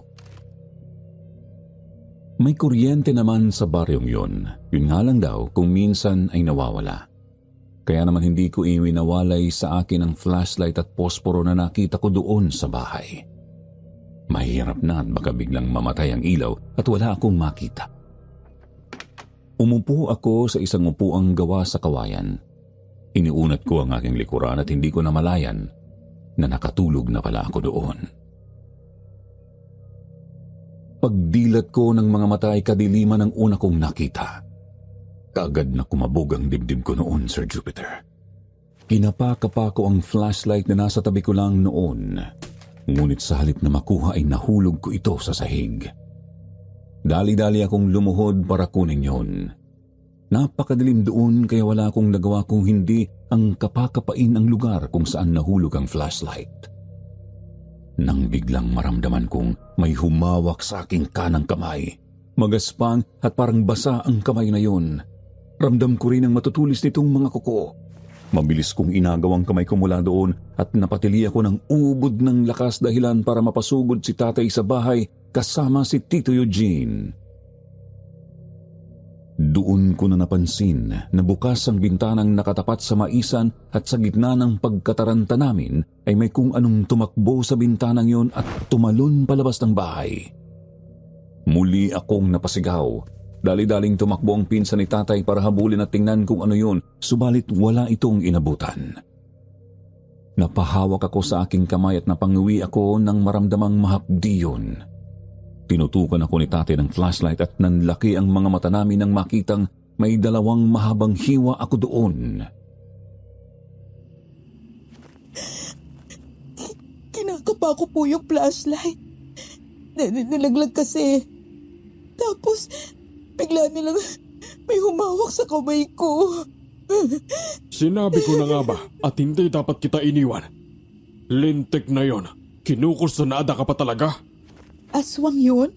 Sa tingin mo, Hindi ko po alam. may hayop ba o kriminal na makakagawa ng nakita mo? Wala po. Yun naman pala eh. Magmula ngayon, magdoble ingat tayo. Sandali nga at titingnan ko ang problema ng kuryente. May ilaw naman kasi sa burulan eh. Tiningnan ni tatay ang naging problema ng kuryente. Natanggal pala sa pagkakakabit ang isang wire na nakadugtong sa kapitbahay. Inayos niya yun at sinamahan ako sa sala. Sinabihan na lamang niya ang pinsan na bukas na siya babalik sa burol dahil hindi ako maiwang mag-isa. Hinugasan niya ang mga sugat ko. Hindi naman yun malalim at mabilis ring tumigil ang pagdurugo. Noong mga oras na yon ay napaisip ako at unti-unti na rin akong nakukumbinsi na may aswang talagang gumagala doon. Kahit pagod ay hindi ako nakatulog ng maayos ng gabing yun. Hindi mawala sa isipan ko ang pakiramdam ng kamay na yon at hindi ko lubos maisip kung kanino yon. Bago ako matulog ay sinigurado ni tatay na aswang yun at maaaring yun rin ang pumatay kay Tito Enrique. Mabibilis raw ang mga tiktik at mahirap masundan ng mga mata ng tao ang malalakas na uri nito. Ang totoo ay ayaw ko pa ring maniwala. Subalit kapag naaalala ko ang pakiramdam ng kamay na humawak sa akin ay sadyang nagtatayuan ang mga balahibo ko. Wala pa bang inihandang kape dyan? Sopas o lugaw? Anong klaseng burol to? Walang pakain sa mga naglalamay. Kaya inuubos ng mga aswang ang baryong ito eh. Tulog ang mga tao. Kararating ko lang noon sa burol at katatapos lang maligo nang maabutan ko ang lasing na lalaki na nakita ko sa maisan. Susuray-suray ito habang nakatayo at hawak ang isang bote ng lambanog. Nagsisigaw ito subalit walang pumapansin dito. Umupo ako sa bandang dulo ng burol. Naroon nakaupo ang isang magandang dalaga, ang anak ng pinuno ng baryo, si Cherry. Crisostomo raw ang pangalan ng lalaking yun. Walang araw daw na hindi ito lasing. Hindi naman daw ito pumupunta sa mismong baryo at nanggugulo. Ang totoo raw ay noong araw lang na yun niya nakitang nanggulo ang lalaking yon. Alam mo ate, nakakatakot na talaga rito. Sa kabilang baryo, may mga biktima rin ng tiktik. Noong nakaraan, 2 buntis ang pinatay nito. Kaya nag-iisip na si itay at inay kung aalis na kami sa lugar na to. Naniniwala ka sa aswang? Doon sa tiktik? Oo ate, tiktik ang pumatay sa lola ko. Nakita raw yan ni itay at hanggang ngayon binabangungot pa rin siya ng alaalang yun. Hindi lang basta kwentong mga aswang dito. Totoo sila. Ang hirap sa inyo, mga uto-uto kayo. Nasa harapan na ninyo ang pumapatay, pero pinapakain nyo pa rin sa makapalad ninyo. Manong Enrique, gaano ka ba kahina ha, para mapatay ng lintik na yan? Ha? Yung kapatid mo, siguradong sunod na yun sa'yo. Naputol ng sigaw na yon ang usapan namin ni Cherry. Napatingin kami sa gawin ni Crisostomo. Hinahawi nito ang mga upuan sa harap ng tito ko. Nagtayuan na ang ilang mga naroon at lumayo sa kanya. Lumingon siya sa paligid. Napatingin siya sa amin. Kaagad akong umiwas ng tingin, pero lumapit siya sa amin. Tatayo na sana ako para umiwas nang mabilis niya akong nahawakan sa balikat. Itinulak niya ako dahilan para mapaupo akong muli. Pagkatapos ay namumungay ang mga mata na tumayo siya sa harapan ko. Umaalingasaw ang amoy ng alak sa katawan niya at dahil sa takot ay napatili ako at ganoon din si Cherry. Kaagad siyang hinaltak ng isa sa mga lalaki at kinaladkad palabas. Nabitawan ito ang boteng hawak. Hindi yun nabasag ngunit natapon ng laman noong alak. Pinagsisipa ito ng mga kalalakihang naroon habang sinisigawan na huwag nang babalik. Dahil sa kalasingan ay hindi na nagawang ipagtanggol pa ng mama ang sarili nito. Nakaramdam naman ako ng awa nang makitang dumugo na ang noo nito. Normal na ata sa akin ang maging ganoon, kaya naman inawat ko na ang mga lalaking sumisipa rito. Subalit hindi ko sila maawat. Maya-maya ay narinig kong sumigaw si tatay, kasama niya si Aling Dina, Tito Eugene at ang pinuno ng baryo. Dali-dali silang tumakbo papalapit sa amin. Inawat ni tatay at ng pinsan niya ang mga tao. Si Aling Dina naman ay nilapitan ng bugbog ng lalaki at inalalayan itong tumayo. Subalit hinampas lamang ng lalaki ang kamay ni Aling Dina. Tiningnan nito ng masama ang albularyo. Pagkatapos ay dumura ito sa lupa bago sumuray-suray na umalis sa harapan namin. Lumapit sa akin si tatay. Sinabi ko sa kanya ang mga nangyari at sinigurado kong hindi ako nasaktan. Medyo sumama lang ang loob ko dahil pakiramdam ko ay ako ang dahilan kung bakit nabugbog ang lalaking yon. Kinuha ko ang bote ng lambanog at napansin kong mayroong luya yon. Napatakip ng ilong si Dina at lumayo siya sa akin. Sumigaw siya na itapon ko raw yun dahil napakabaho. Itinabi ko yun sa gilid ng burulan ngunit nagsisigaw muli ito. Nakakaintindi ka ba? Ilayo mo yung bote na yan dito. Ang dumi-dumi niyan. Uminahon ka, Dina. Wala namang amoy ang bote. Hindi ko nga naaamoy eh. Wala ka kasing kapangyarihan. Ang mga kagaya kong manggagaamot ay malalakas ang mga pandama. Kapag sinabi kong mabaho, mabaho yon. Relax ho. Ito nga't ilalabas ko na. Hindi naman po nyo kailangang magsisigaw ng ganyan. Para naman tayo mamamatay sa lambanog. Tumitig sa akin ng masama si Aling Dina. Pero hindi ako nagpatinag. Nanlilisik ang mga mata niya pero tinitigan ko yon hanggang siya na ang unang umiwas ng tingin. Para namang mapapatay siya ng amoy ng lambanog. Napaka-arte. Kinabukasan noon ay nailibing na rin si Tito Enrique. Malayo ang sementeryo sa baryo kaya hapon na nang makabalik kami. Pagdaan namin sa may maisan ay nakita ko si Crisostomo na kumakain. Nakakamay ito at sa tabi ay isang muling bote ng lambanog. Nagtagpo ang mga mata namin. Mabilis akong umiwas ng tingin nang marinig ko itong sumigaw. Hindi magtatagal. Papatay muli ang aswang. Isa sa inyong magiging biktima niya kung mananatili kayong mga hangal. Mabubusog ang halimaw sa inyo, sigurado yan. Napatingin kami ni tatay sa kanya pati na rin ang iba naming mga kasabay. Napansin ko ang pagkabalisa sa mukha ni tatay noon. Lumapit sa amin si Aling Dina at sinabi sa aming wala kaming dapat ipag-alala. Hindi raw kami magagalaw ng aswang, sabi niya sabay turo kay Crisostomo. Tinanong ko siya kung paano siyang nakasisigurong si Crisostomo ang aswang. Tiningnan niya ako bago ngumiti at sinabing yun daw ang sinasabi ng kanyang kutob. Nagtawas na rin di umano siya at isang lalaki ang lumabas na imahe sa pagtatawas na yun. Napabaling ako sa lalaking nasa gitna ng maisan. Nakatitig lang siya sa amin. Oo, nakakatakot siya dahil sa pagiging lasenggo niya at nakakakilabot ito kung makatingin. Pero hindi ko tiyak kung maniniwala kung siya ang pumapatay na aswang. Pagkatapos ng hapunan ay nag-ayos na ako ng mga gamit. Uuwi na kami ni tatay kagaya ng napagkasunduan namin. Ngunit pansin kong ayaw pang umuwi ni tatay. Balisa siya habang nag-iimpake. Doon kasi sa sementeryo ay may 2 mga pulis na lumapit sa amin. Kinausap nila si tatay tungkol sa pagkamatay ni Tito Enrique. Sinabi ng mga ito na patuloy pa rin sila sa paghahanap sa sospek sa pagpatay sa tiyuhin ko. Malaki rin di umano ang hinala nila na iisa lang ang salarin sa lahat ng mga patayang naganap sa baryo namin at sa mga karatig baryo. Sa dami ng sinabi nila, isang tango lamang ang isinagot ni tatay. Pagkatapos ay narinig ko siyang bumulong.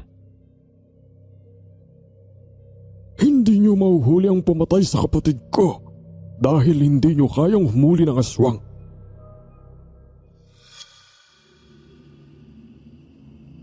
Tay, may lasenggo bang mga aswang? Hindi ko alam. Bakit mo natanong? Sa lambanog na may luya. Ang totoo, narinig ko dati na maaaring panglaban ng lambanog na binabara ng bawang at luya. Pero bihira ang gumagamit nun. Teka, naitanong mo ba yan dahil doon sa lalaking si Crisostomo? Oo, tingin ko kasi hindi siya ang aswang. Naniniwala ka ng may aswang?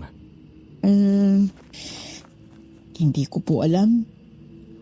Ang totoo, sa tingin ko hindi rin si Crisostomo ang aswang. Madalas malihim ang mga aswang, subalit siya ay hindi. Mabilis ring gumaling ang sugat at pinsala ng isang aswang. Ngunit bakas pa rin sa kanyang mukha ang bugbog na natamo niya noong nakaraan. Pero kahit ganon, kailangan pa rin nating mag-ingat sa kanya. Hindi natin siya kilala. Nagpatuloy kami sa aming ginagawa at habang nag-iimpake ay narinig kong naduwal si tatay. Napatingin ako sa kanya. Dali-dali siyang tumayo habang nakasapo sa bibig ang 2 kamay. Tumakbo siya sa lababo at doon ay walang humpay siyang nagsuka. Nilapitan ko siya at nanlaki ang mga mata ko nang makitang buo-buong plema ang isinuka niya. Ikinuha ko siya ng tubig, ininom niya yun, subalit muli lang siyang sumuka. Maya-maya pa ay kulay itim na likido na ang lumabas sa kanyang bibig. Tatakbo na sana ako sa labas para humingi ng tulong nang pigilan niya ako.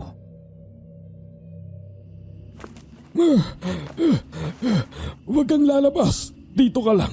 Pero, Tay, kailangan niya ng tulong. Sa oras na lumabas ka, pupuntahan ako ng aswang. Baka hindi mo na ako maabutang buhay dito. Ano pong ibig niyong sabihin? Sumpa ito ng aswang, anak. Hindi ko alam kung paano at saan ito nakuha. Pero paraan ito ng aswang para pahinain at madaling makuha ang kanilang mga biktima.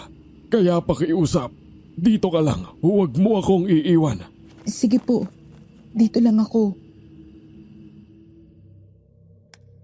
Dahan-dahang naglakad si tatay palayo ng lababo. Kinuha niya ang isang medalyon na nakasabit sa dingding sa sala. Maliit yun at kulay itim. Hinawakan niya iyon ng mahigpit at napansin kong unti-unti na siyang bumuti. Umayos na ang kanyang paghinga, ngunit sinabi niyang nanghihina pa rin siya. Hindi naman daw niya kasi alam kung paano gamitin ang mga medalyon na naroon. Kailangan daw ng mga iyon ng orasyon para maging ganap na mga pangontra. Sasagot na sana ako sa kanya at sasabihing doktor ang kailangan niya nang biglang may kumatok sa pintuan namin. Binuksan ko yun at tumambad sa akin si Aling Dina. Mayroon itong dalang inihaw na tilapia. Bakit ho? Ano hong may paglilingkod namin? Nagluto lang ako ng kaunting ulam. Naisip kong dalhan kayo. Baka wala na kasi kayong oras para magluto. Teka, parang balisa ka ata. May problema ba? Sumama po kasi ang pakiramdam ni tatay. May nakain po atang hindi maganda. Ako ho ang nag-aasikaso. Dina, ikaw ba yan? Tingnan mo nga ako at tulungan. Ang sakit ng tiyan ko at panay ang suka ko eh. Nako, Carlos, anong nangyari? Nausog ka ng isang aswang. Anong hindi ko naramdaman ng aswang na gumawa sa iyo niyan? Marahil ay doon mo yan nakuha sa sementeryo. O kaya ay nung dumaan tayo doon sa maisan kanina. Hindi ko alam. Ang mahalaga, tulungan mo muna ako. Sige, hiintayin mo ko. Ikaw naman, Bernadette. Magpakulo ka ng tubig sa kaldero. Kailangan natin yon. Daling-daling umalis ito at pagbalik ay may dala na itong mga dahon. Dinikdik niya ang mga iba sa mga yon sa mismong bahay namin. Inihalo niya sa pinakuluan kong tubig ang ilan sa mga dahon. Hindi ko alam kung anong klase ng mga dahon ng mga yon. Ngunit sinabi ni tatay na mga halamang gamot daw ang mga yon na gamot sa pagsusuka, pagkahilo at panghihina. Kaya naman hindi na ako nagsalita pa. Pinaghalo ni Aling Dina ang mga iyon sa isang bote. Inalog niya yon at saka pinuno ang kalahati ng isang baso. Nilagyan niya yon ng malinis na tubig at saka iniabot kay tatay. Yun daw ang ipainom ko rito 3 beses sa isang araw hanggang sa tuluyang bumuti ang lagay nito. Nagpasalamat si tatay. Nagpaalam na siya at palabas na ng bahay nang bigla ko siyang pinigilan. Ano ho ba talagang sakit ni tatay? Dadalhin ko na lang po siya sa doktor para malunasan kaagad. Malamang nasabi na sa iyo ng tatay mo. Hindi pangkaraniwang sakit ang tumama sa kanya. Ipainom mo lang ang ginawa kong gamot. Yun lang ang makakatulong sa kanya sa ngayon. Matapos yun ay nagpaalam na siya ng tuluyan. Sinabi naman ni tatay na matulog na lang kami at masyado nang lumalim ang gabi. Kung bubuti raw ang pakiramdam niya, bukas tutuloy na kami sa pag-uwi. Subalit, tila naging bangungot ang gabing yon. Bandang 2:00 ng madaling araw nang maalimpungatan ako nang dahil sa isang kaluskos. Kinuha ko ang cellphone ko, subalit patay iyon. Hindi ko maalala kung nalobat ba yun o ano. Umupo ako. Napabaling ako sa bintana at napansin kong hindi yun nakalak. Kaya mabilis akong kumilos para ilak yun. Nang makarinig ako ng parang biglang tumalon sa bubungan, napatingala ako at nang hilakbot ako nang makarinig ako ng mababa at garalgal na pag-ungol. Hindi ko mawari kung aso yun o ano. Ngunit sigurado akong nasa bubungan namin ang kung anumang nilalang na yon. Maya-maya ay narinig kong parang may kung anong matalasang kumakaskas sa bubong ng bahay. Napangiwi ako sa nakakangilong tunog. Tinakpan ko ang aking mga tenga nang biglang marinig ko si tatay na nagsisisigaw. Dali-dali kong dinampot ang flashlight. Tumakbo ako sa kwarto kung nasaan siya. Pinindot ko ang switch ng ilaw ngunit walang kuryente. Nadatnan ko si tatay na namimilipit sa sakit. Nagsisisigaw siya na parang napapaso. Hinawakan ko siya ngunit napabitaw rin ako dahil sa sobrang init ng kanyang katawan. Patakbo na ako para kumuha ng tubig at bimpo nang makarinig ako ng halakhak mula sa itaas. Napatingala ako at muling sumigaw si tatay. Kunin mo ang buntot pagi sa likod ng pinto. Dalihan mo! Ano mga oras ay papasok na ang halimaw rito? Pero tay, baka pag iniwan ko kayo... Sundin mo na lang akong bata ka. Kung hindi, pareho tayong papatayin ng aswang sa labas kapag hindi ka nakinig. Bilis! Habang kinakaya ko pa ang sakit na ito. Dali-dali akong tumakbo palabas ng kwarto at sinunod ko ang utos ni tatay. Pagkatapos ay dali-dali akong tumakbo pabalik sa kwarto. Ilang sandali pa ay nagsimula ng umuga ang bubong ng bahay. Parang binabaklas na iyon ng halimaw na nasa itaas. Kinain na ako ng takot ng mga oras na iyon, Sir Jupiter. Tumulo ang luha sa aking mga mata at nanginig ang buo kong katawan. Nagsisigaw lalo si tatay. Tumirik na ang kanyang mga mata nang makarinig ako ng malakas na sitsit mula sa labas. Galing yun sa direksyon ng maisan. Narinig kong tumalon ang kung anong nasa bubungan namin pababa. May mga yabag akong narinig na tila tumatakbo at hindi nagtagal ay lumayo ang mga yabag na yon hanggang sa hindi ko na narinig ang mga ito.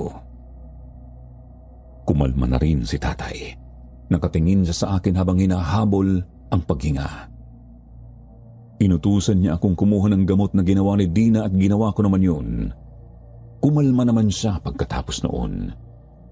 Nakatulog siya, ngunit ako dahil sa takot ay nanatiling gising hanggang sa tumilaok na ang mga manok. Kinabukasan ay tiningnan ko agad ang lagay ni tatay. Inaapoy pa rin siya ng lagdat kaya hinayaan ko na lang siyang matulog. Lumabas ako at sinabi kay Tito Eugene ang nangyari noong gabi. Napabuntong hininga siya at napailing. Mayroon din daw na biktima sa kalsada sa kabilang baryo kagabi. Tanging ang itak na lamang daw nito ang nakita at ilang mga patak ng dugo. May ilan ding mga hayop ang napatay at sinipsipan ng dugo. Mag-iingat daw kami. Kumpirmado raw na isang aswang ang gumagala sa gabi.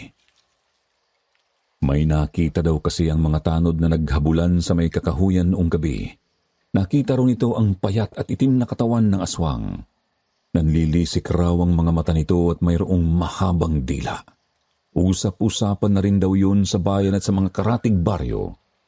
Tinanong ko kung ano ang pangontra sa mga aswang, ngunit sinabi lamang ni Tito Eugene na lahat ng kailangan ko ay nasa bahay na ni Tito Enrique. Naniniwala din di umano sila na nakipaglaban si Tito sa aswang na yon bago ito mapatay. Lumipas ang mga oras, hindi bumuti ang lagay ni tatay. Ni hindi na niya magawang iupo ang sarili. Wala rin siyang ganang kumain at putlang-putla na ang kulay niya. Sinabi kong dadalhin ko na siya sa ospital ngunit kumontra siya. Eksakto, biglang kumatok si Aling Dina. Sumilip ito at pinapasok ko na lamang. May dala itong inihaw na isda. Inilapag nito ang dala at kinumusta si tatay. Sinabi kong hindi pa rin mabuti ang lagay nito. Nakiusap na rin ako sa kanya na tulungan ang tatay ko, ngunit sinabi niyang wala naman daw sakit si tatay bukod sa sumpa ng aswang. Sapat na raw ang binigay niyang mga halamang gamot. Sinabi ko sa kanya ang nangyari noong gabi at napakunot-noo ako nang mapansing wala siyang naging reaksyon doon. Normal na raw ang krimen sa lugar. Pero wag daw akong mag-alala. Abala na raw ang lahat sa pagtugis sa aswang. Pagkatapos ay naglakad siya sa may bintanang nakatapat sa maisan. Ngumuso siya at itinuro ang kubong naroon. Kaunting panahon na lamang, Bernadette. Mawawala ng aswang na Crisostomong iyan dito sa baryo. Sinisigurado ko yan sa'yo. Ilang araw na lang din, gagaling na rin ang tatay mo. Ngumiti siya sa akin at pagkatapos ay ibinili niyang painumin ko ng halamang gamot si tatay. Lumabas na siya. Sinundan ko pa siya ng tingin ngunit wala akong napansing kakaiba. Inihanda ko na ang iinuming gamot ni tatay. Papunta na ako sa kwarto niya nang mapatili ako. Bigla kasing may humaltak sa kamay ko na may hawak na baso. Si Crisostomo. Nabitiwan ko ang baso at nabasag yun at dahil sa gulat ay nasampal ko ang lalaki.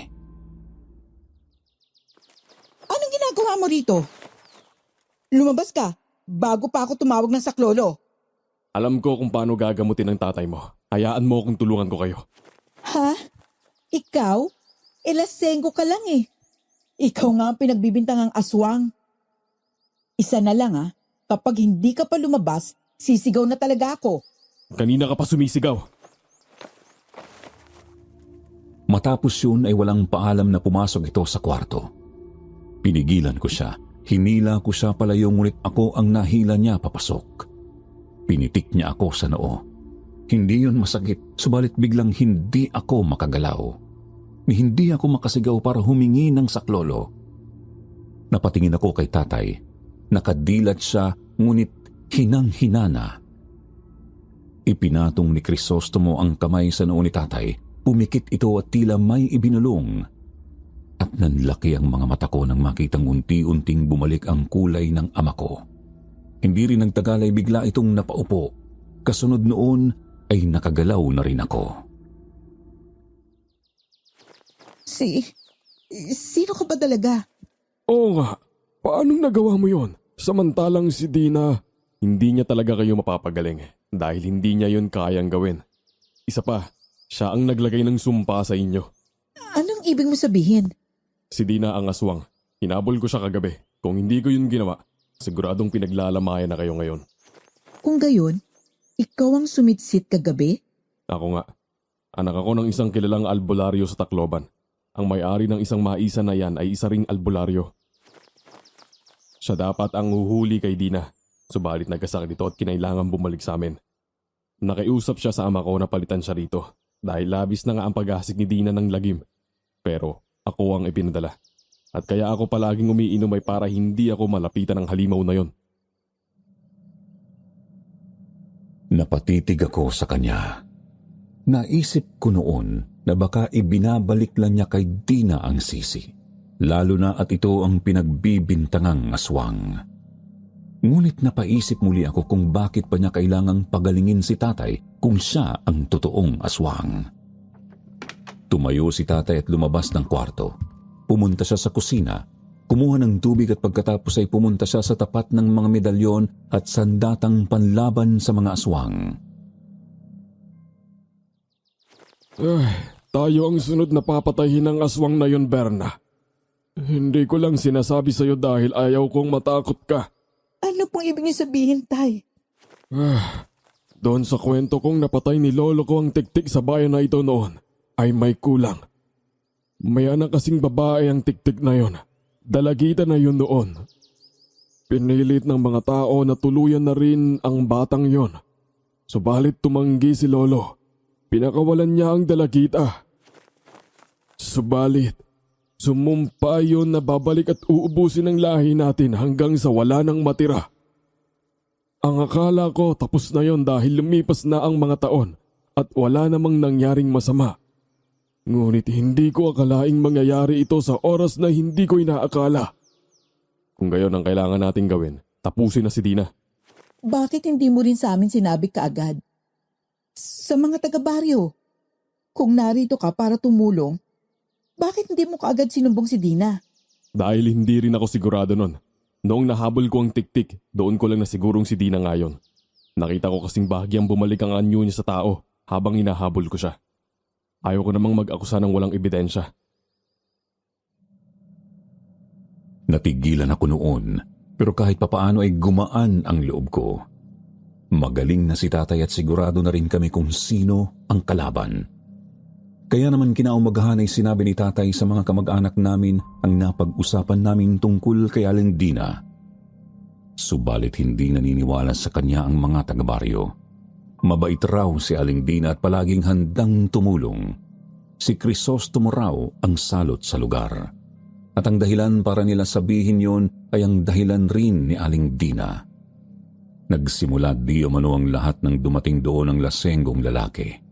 Wala kaming nagawa ni tatay kung hindi ang bigong bumalik sa bahay ni Tito Enrique. Inuusap niya ako noon at sinabihan akong umuwi na ng Luzon. Hindi ako aalis. Dito lang ako. Kung aalis man ako, kasama ko kayo. Pero, anak, kailangan kong tapusin ito. Kailangang may pumatay sa tiktik. Magiging mapanganib yon at ayaw kong mapahamak ka. Pakiusap, bumalik ka na lang ng Laguna. Hindi. Hindi ko kayo masusunod sa pagkakataong ito, Tay. Pasensya na. Pero hindi ako uuwi ng Laguna nang wala kayo. At walang kasiguraduhan kung makakauwi kayo. Pero anak, Walang nagawa si tatay. Hindi ko siya iiwan. Siya na lamang ang mayroon ako at ako na lamang ang mayroon siya. Hindi ko hahayaang kunin pa siya ng aswang sa akin. Oo, natatakot ako. Pero mas natatakot akong mawala si tatay sa akin na wala man lang akong ginagawa. Naghanda si tatay ng mga gamit. Naghasa siya ng mga tabak. Pisa ng mga bawang at ipinahid ang katas noon sa mga bintana at pintuan. Walang karanasan si tatay sa paglaban sa mga aswang at ang mga ginagawa niya ay base lamang sa mga narinig niya sa mga kwento ng kanyang lolo at ama. Noong paggabi na ay nakarinig kami ng sigawan ng mga tao sa labas. Napasilip ako at nagulat ako nang makitang papalusob sila sa maisan. May dalang mga itak ang mga lalaki at ang ilan may matutulis pang kawayan. Sa likuran nila ay naroroon si Aling Dina. Pinagsisigawan itong patayin na ang salot sa lugar at si Crisostomo ang tinutukoy niya. Ito di umano ang dahilan ng lahat ng kamalasan sa baryo. Lumabas ako, ganoon din si tatay. Pinigilan namin ang mga tao. Tumigil kayo! Hindi si Crisostomo ang kalaban. Tumigil ka! Lalaki yan ang salot. Huwag kang makikialam dito kung ayaw mong madamay. Pero ikaw ang totoong aswang. Hinayaan yung lasunin ng lalaking yan ang mga isipan yung mag-ama. Matapos ko kayong asikasuhin, ganito pa ang igaganti nyo sa akin? Sasagot sana muli ako nang hawakan ako ng mahigpit ni tatay sa braso. Alam ko na ang ibig sabihin noon kaya hindi na ako umimik. Isa pa parang nakontrol na ng tuluyan ni Aling Dina ang mga tao. Nakita ko si Crisostomo na lumabas ng bahay. Dali-dali niyang kinuha ang isang itak mula sa likuran ng pintuan. Buong akala ko ay lalaban siya sa mga tao pero bigla siyang tumakbo papalayo. Hinabol siya. Susunod sana ako ngunit muli akong hinila ni tatay. Huwag na raw kaming makialam. Ikapapahamak pa namin yun. Naintindihan ko ang naisabihin ni tatay pero nakakainis na wala akong magawa. Tuluyan ang lumubog ang araw. Bumalik na ang ilang mga kalalakihan na humabol kay Crisostomo. Dismayado sila. Hindi raw kasi nila nahuli ang aswang. Pumunta sa amin ang Tito Eugene. Mag-ingat raw kami at siguraduhing nakasara ang mga pinto. Baka raw bumalik si Crisostomo at kami ang pagbuntungan nito. Sinabi kong hindi si Crisostomo ang aswang, ngunit binulyawan lamang niya ako at sinabihang makinig. Tiningnan ko si tatay ngunit hindi siya kumibo. Pagkaalis ni Tito Eugene ay tinanong ko siya kung ano ang balak niya, ngunit umiling lamang siya at sinabing pauuwiin na niya ako sa Laguna. Akmang tututol na ako nang biglang may kumatok sa pinto. Sinilip ko muna sa siwang kung sino yun at binuksan ko nang makitang si Cherry yun. May dala siyang ulam. Ipinapadala raw ng kanyang ama sa amin. Kinuha ko yun at pinapasok siya. Tamang-tama at hindi pa kami naghahapunan ni tatay noon. Kaya naman inihanda ko ang hapagkainan at inaya ko na rin si Cherry na kumain kasama namin. Nasabi niyang tutol ang ama niya sa ginawa ng mga taga-baryo. Subalit wala rin daw itong nagawa nang si Aling Dina na ang nagsalita. Ayaw raw ng ama niya ng karahasan, kaya nagtaka siya nang ito pa ang nanguna sa paghabol. At nang makauwi raw ito ay tila wala sa sarili at hindi alam ang nangyari. Sinabi namin ni tatay kung sino talaga si Dina. Napasimangot siya sa takot. ngunit hindi na raw bago sa kanya ang balitang yon. Madalas din daw kasi iyong sabihin ni Tito Enrique bago ito mapatay. Naaawa rin daw siya sa nangyari kay Crisostomo. Napasarap ang kwentuhan namin. Sinabi niya sa akin ang lahat ng kakaibang nakikita niya sa baryo. Hindi niya raw alam kung bakit, subalit magaan ang loob niya sa akin. Pakiramdam daw niya ay matagal na niya akong kilala. Ngunit sigurado naman akong hindi, dahil yun ang unang beses kong mapadpad sa lugar na yon. Dahil sa sarap ng kwentuhan ay hindi na namin napansin ang oras. Kinuha ko ang cellphone ko sa kwarto. 10:00 na pala ng gabi. Nagpaalam na si Cherry na uuwi na. Ihahatid na sana siya ni tatay nang biglang namatay ang ilaw. Biglang nilamon ng dilim ang buong bahay. Sumilip ako sa bintana at napansin kong walang ilaw ang buong baryo. Subalit dahil malalim naman na ang gabi, wala nang nagising ng dahil doon. Nagsindi si tatay ng gasera nang biglang may kumalabog sa bubungan ng bahay. Para iyong kulog sa lakas at napatili noon si Cherry. Pagkatapos ay nakarinig kami ng hagikik na di kalaunan ay naging parang ungol ng aso. Kaagad kong isinara ang mga bintana. Isasara ko na sana ang pinto nang biglang may tumulak doon ng malakas. Sa lakas noon ay tumalsik ako. Tumakbo si tatay para isara ang pinto ngunit kagaya ko ay tumilapon din siya palayo. Patayo na ako nang biglang tumili si Cherry at pagharap ko ay tumambad sa amin ang isang kahindik-hindik na nilalang. Payat ito, hukot at nangingitim ang balat. Halos matakpan na ng mahaba nitong buhok ang kabuuan ng mukha nito, ngunit kitang-kita ang nanlilisik at itim na itim nitong mga mata. Mahaba ang mga daliri nito na mayroong matatalas na kuko. Nang dahil sa takot biglang nahimatay si Cherry. Tutulungan ko sana siya nang maramdaman kong palusob na sa akin ang halimaw. Umiwas ako at napunta ako sa may bintana kung saan tanawang maisan. Humalakhak ang halimaw at dahan-dahang naglakad papalapit sa akin. Pagkatapos ay nakitaan kong humaba ang dila nito na tila naging isang latigo. Napalunok ako. Pakiramdam ko ay lalabas na sa aking dibdib ang puso ko. Gusto kong tumakbo subalit natalo na ng takot ang aking mga binti. Umungol ng malakas ang halimaw. Itatarak na sana nito sa akin ang matatalas nitong kuko nang marinig ko si tatay na sumigaw. Pagkatapos ay isang kawayan ang tumagos sa tiyan ng halimaw. Tumalsik pa sa akin ang itim nitong dugo. Natigilan ito. Akala ko ay yun na ang katapusan ng engkwentrong yun. Subalit biglang ngumisi ang halimaw. Hinugot nito ang kawayang nakatarak sa tiyan at mabilis itong umikot. Narinig kong humampas ang kawayan yon sa kung ano't napasigaw na lamang ako nang makitang nakahandusay na sa sahig ang tatay ko. Duguan ang kanyang ulo at pagkatapos ay nahulog sa sahig ang kawayang nabali sa gitna. Anak! Tumakbo ka na! Diligtas mo na ang sarili mo! Hindi. Hindi kita iiwan, tay. Pakiusap! Makinig ka sa akin! Tumakbo ka na! Humalakhak muli ang aswang. Humarap ito kay tatay. Itinaas na nito ang kanyang kamay at handa ng undayan ng saksak si tatay nang bigla akong sumigaw. Sinabi kong kilala ko siya at kapag nabuhay ako ay isusuplong ko siya sa mga pulis at sa mga taong bayan.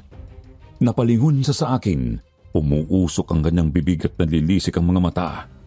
Nanginig ang mga tuhod ko, ngunit pinilit kong tumayo. Nanginig ang mga kamay ko, subalit mabilisan ko pa rin nabuksan ang bintana.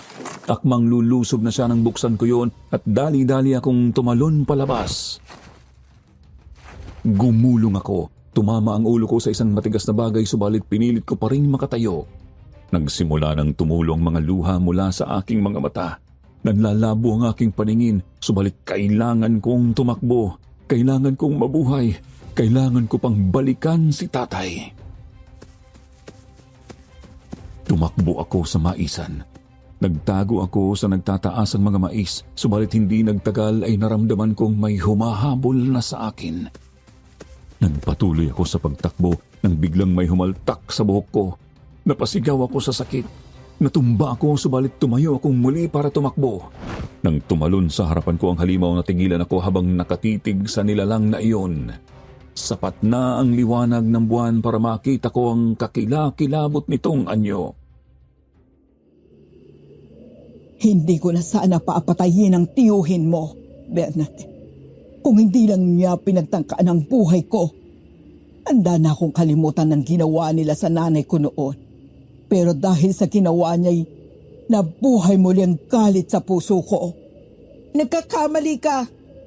Ginawa lang ni Tito ang tama. Kampong ka ng kadiliman at wala kang puso. Ang dami mo nang pinatay ng mga inosenteng tao. Hindi ko rin ginustong maging ganito.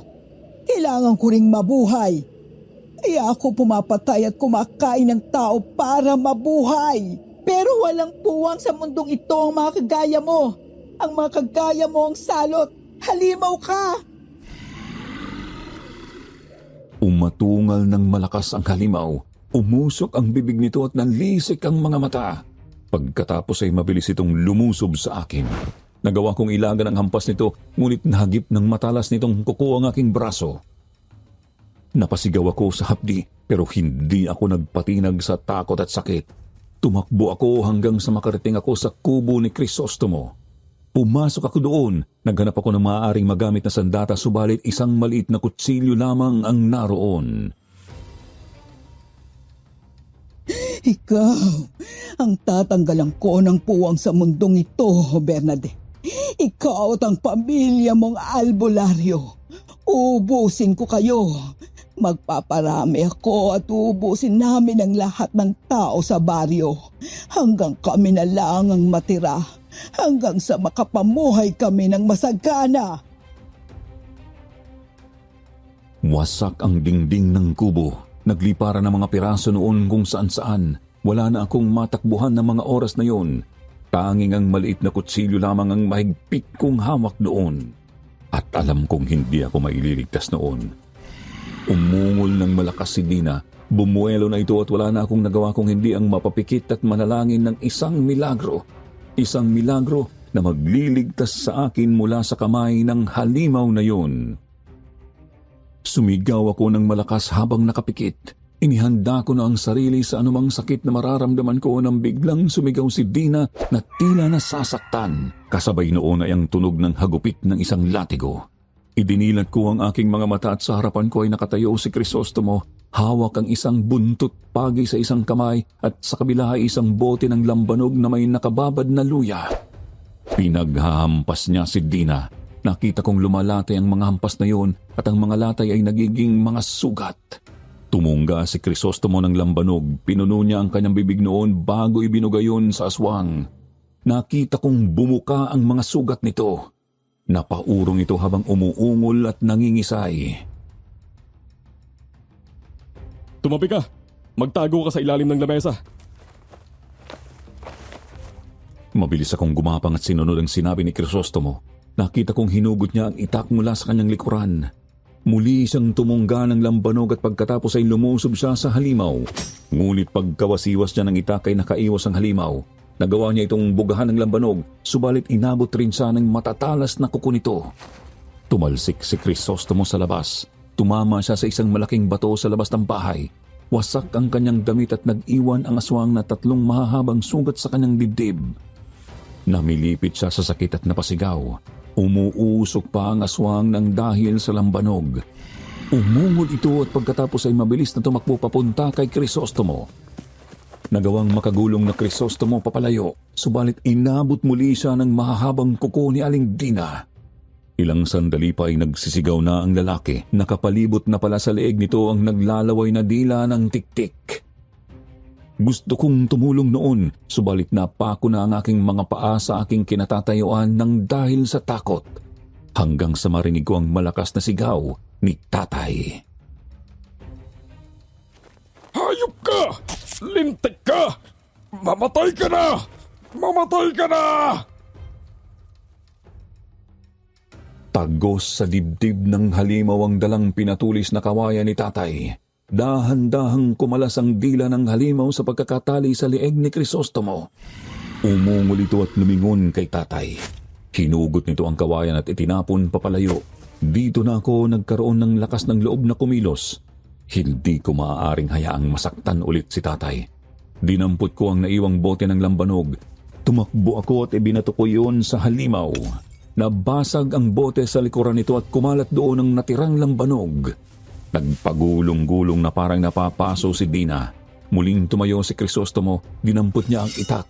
Handa na niyang tagain ang leeg ng halimaw nang bigla itong tumayo at tumakbo papalayo. Walang ano-anong sumunod doon si Crisostomo. Si tatay naman ay kaagad na kinumusta ang kalagayan ko. Itinabi niya ako sa gilid at niyakap ako ng mahigpit. Ilang sandali pa ay bumalik si Crisostomo. Hindi raw niya inabot si Dina. Umupo siya sa gilid namin. Namumutla na siya at hinahabol ang hininga. Tinanong ko kung malalim ba ang sugat niya. Umiling siya at sinabihan akong ang sugat ko ang mga galos ang intindihin ko. Sanay na raw siya na masugatan. Isa pa, hindi pa rin tapos ang misyon niya doon dahil hindi pa niya nahuhuli o napapatay si Dina. Babalik daw ito at baka mas malala ang susunod nitong gagawin.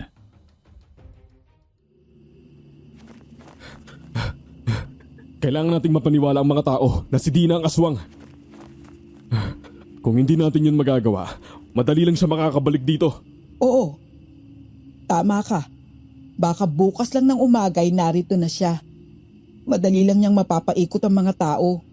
At siguradong sa'yo niya muli ipapasa ang sisi. Huwag kayong mag-alala. Naisip ko na yan.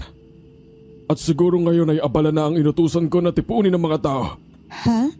Si Cherry, nakita niya ang halimaw. At handa raw siyang tumistigo na si Dina nga ang aswang na yon.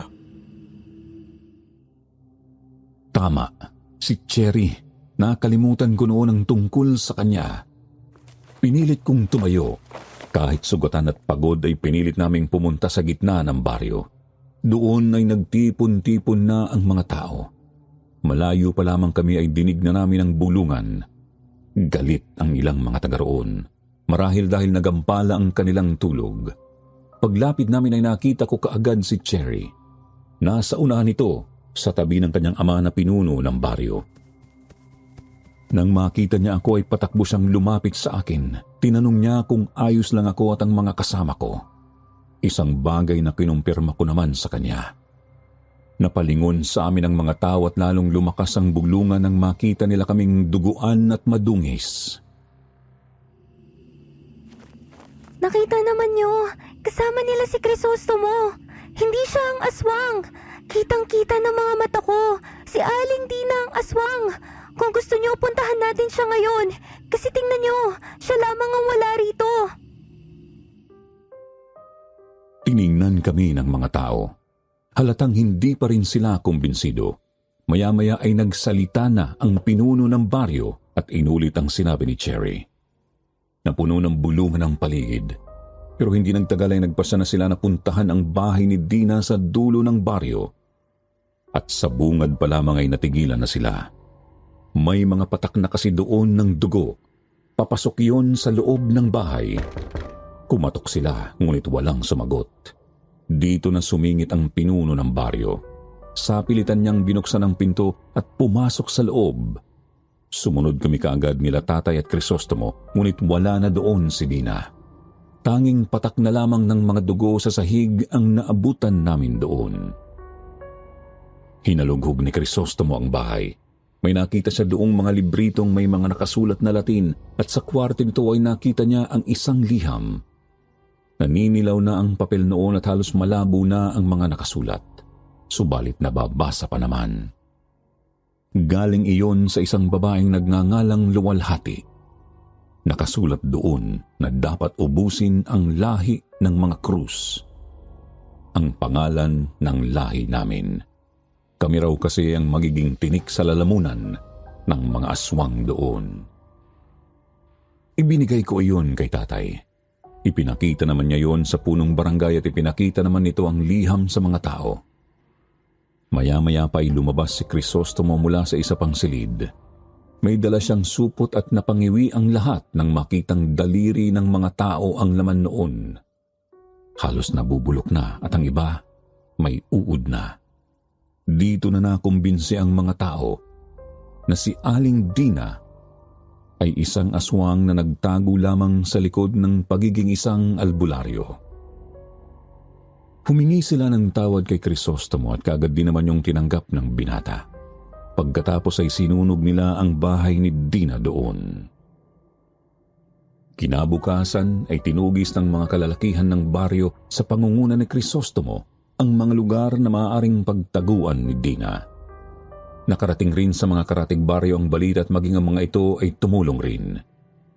Ngunit wala nang Dina silang nakita. Hanggang sa bumuti na ang sugat ni tatay at nagpasya na kaming umuwi. Maraming salamat, Crisostomo. Kung wala ka, sigurado wala na rin ang anak ko. O baka kahit ako. Sa iyo na ang bahay ng kapatid ko at lahat ng mga gamit niyang panlaban sa mga aswang. Basta huwag mo sanang pababayaan ang baryo. Salamat din po. At pasensya na kung natakot ko kayo nung una. Lalo ka na, Bernadette. Wala na yun. Ikaw ang dahilan kung bakit makakabalik pa ako ng Laguna ng buo. Salamat sa'yo. Ito, sinulat ko mga number namin dyan.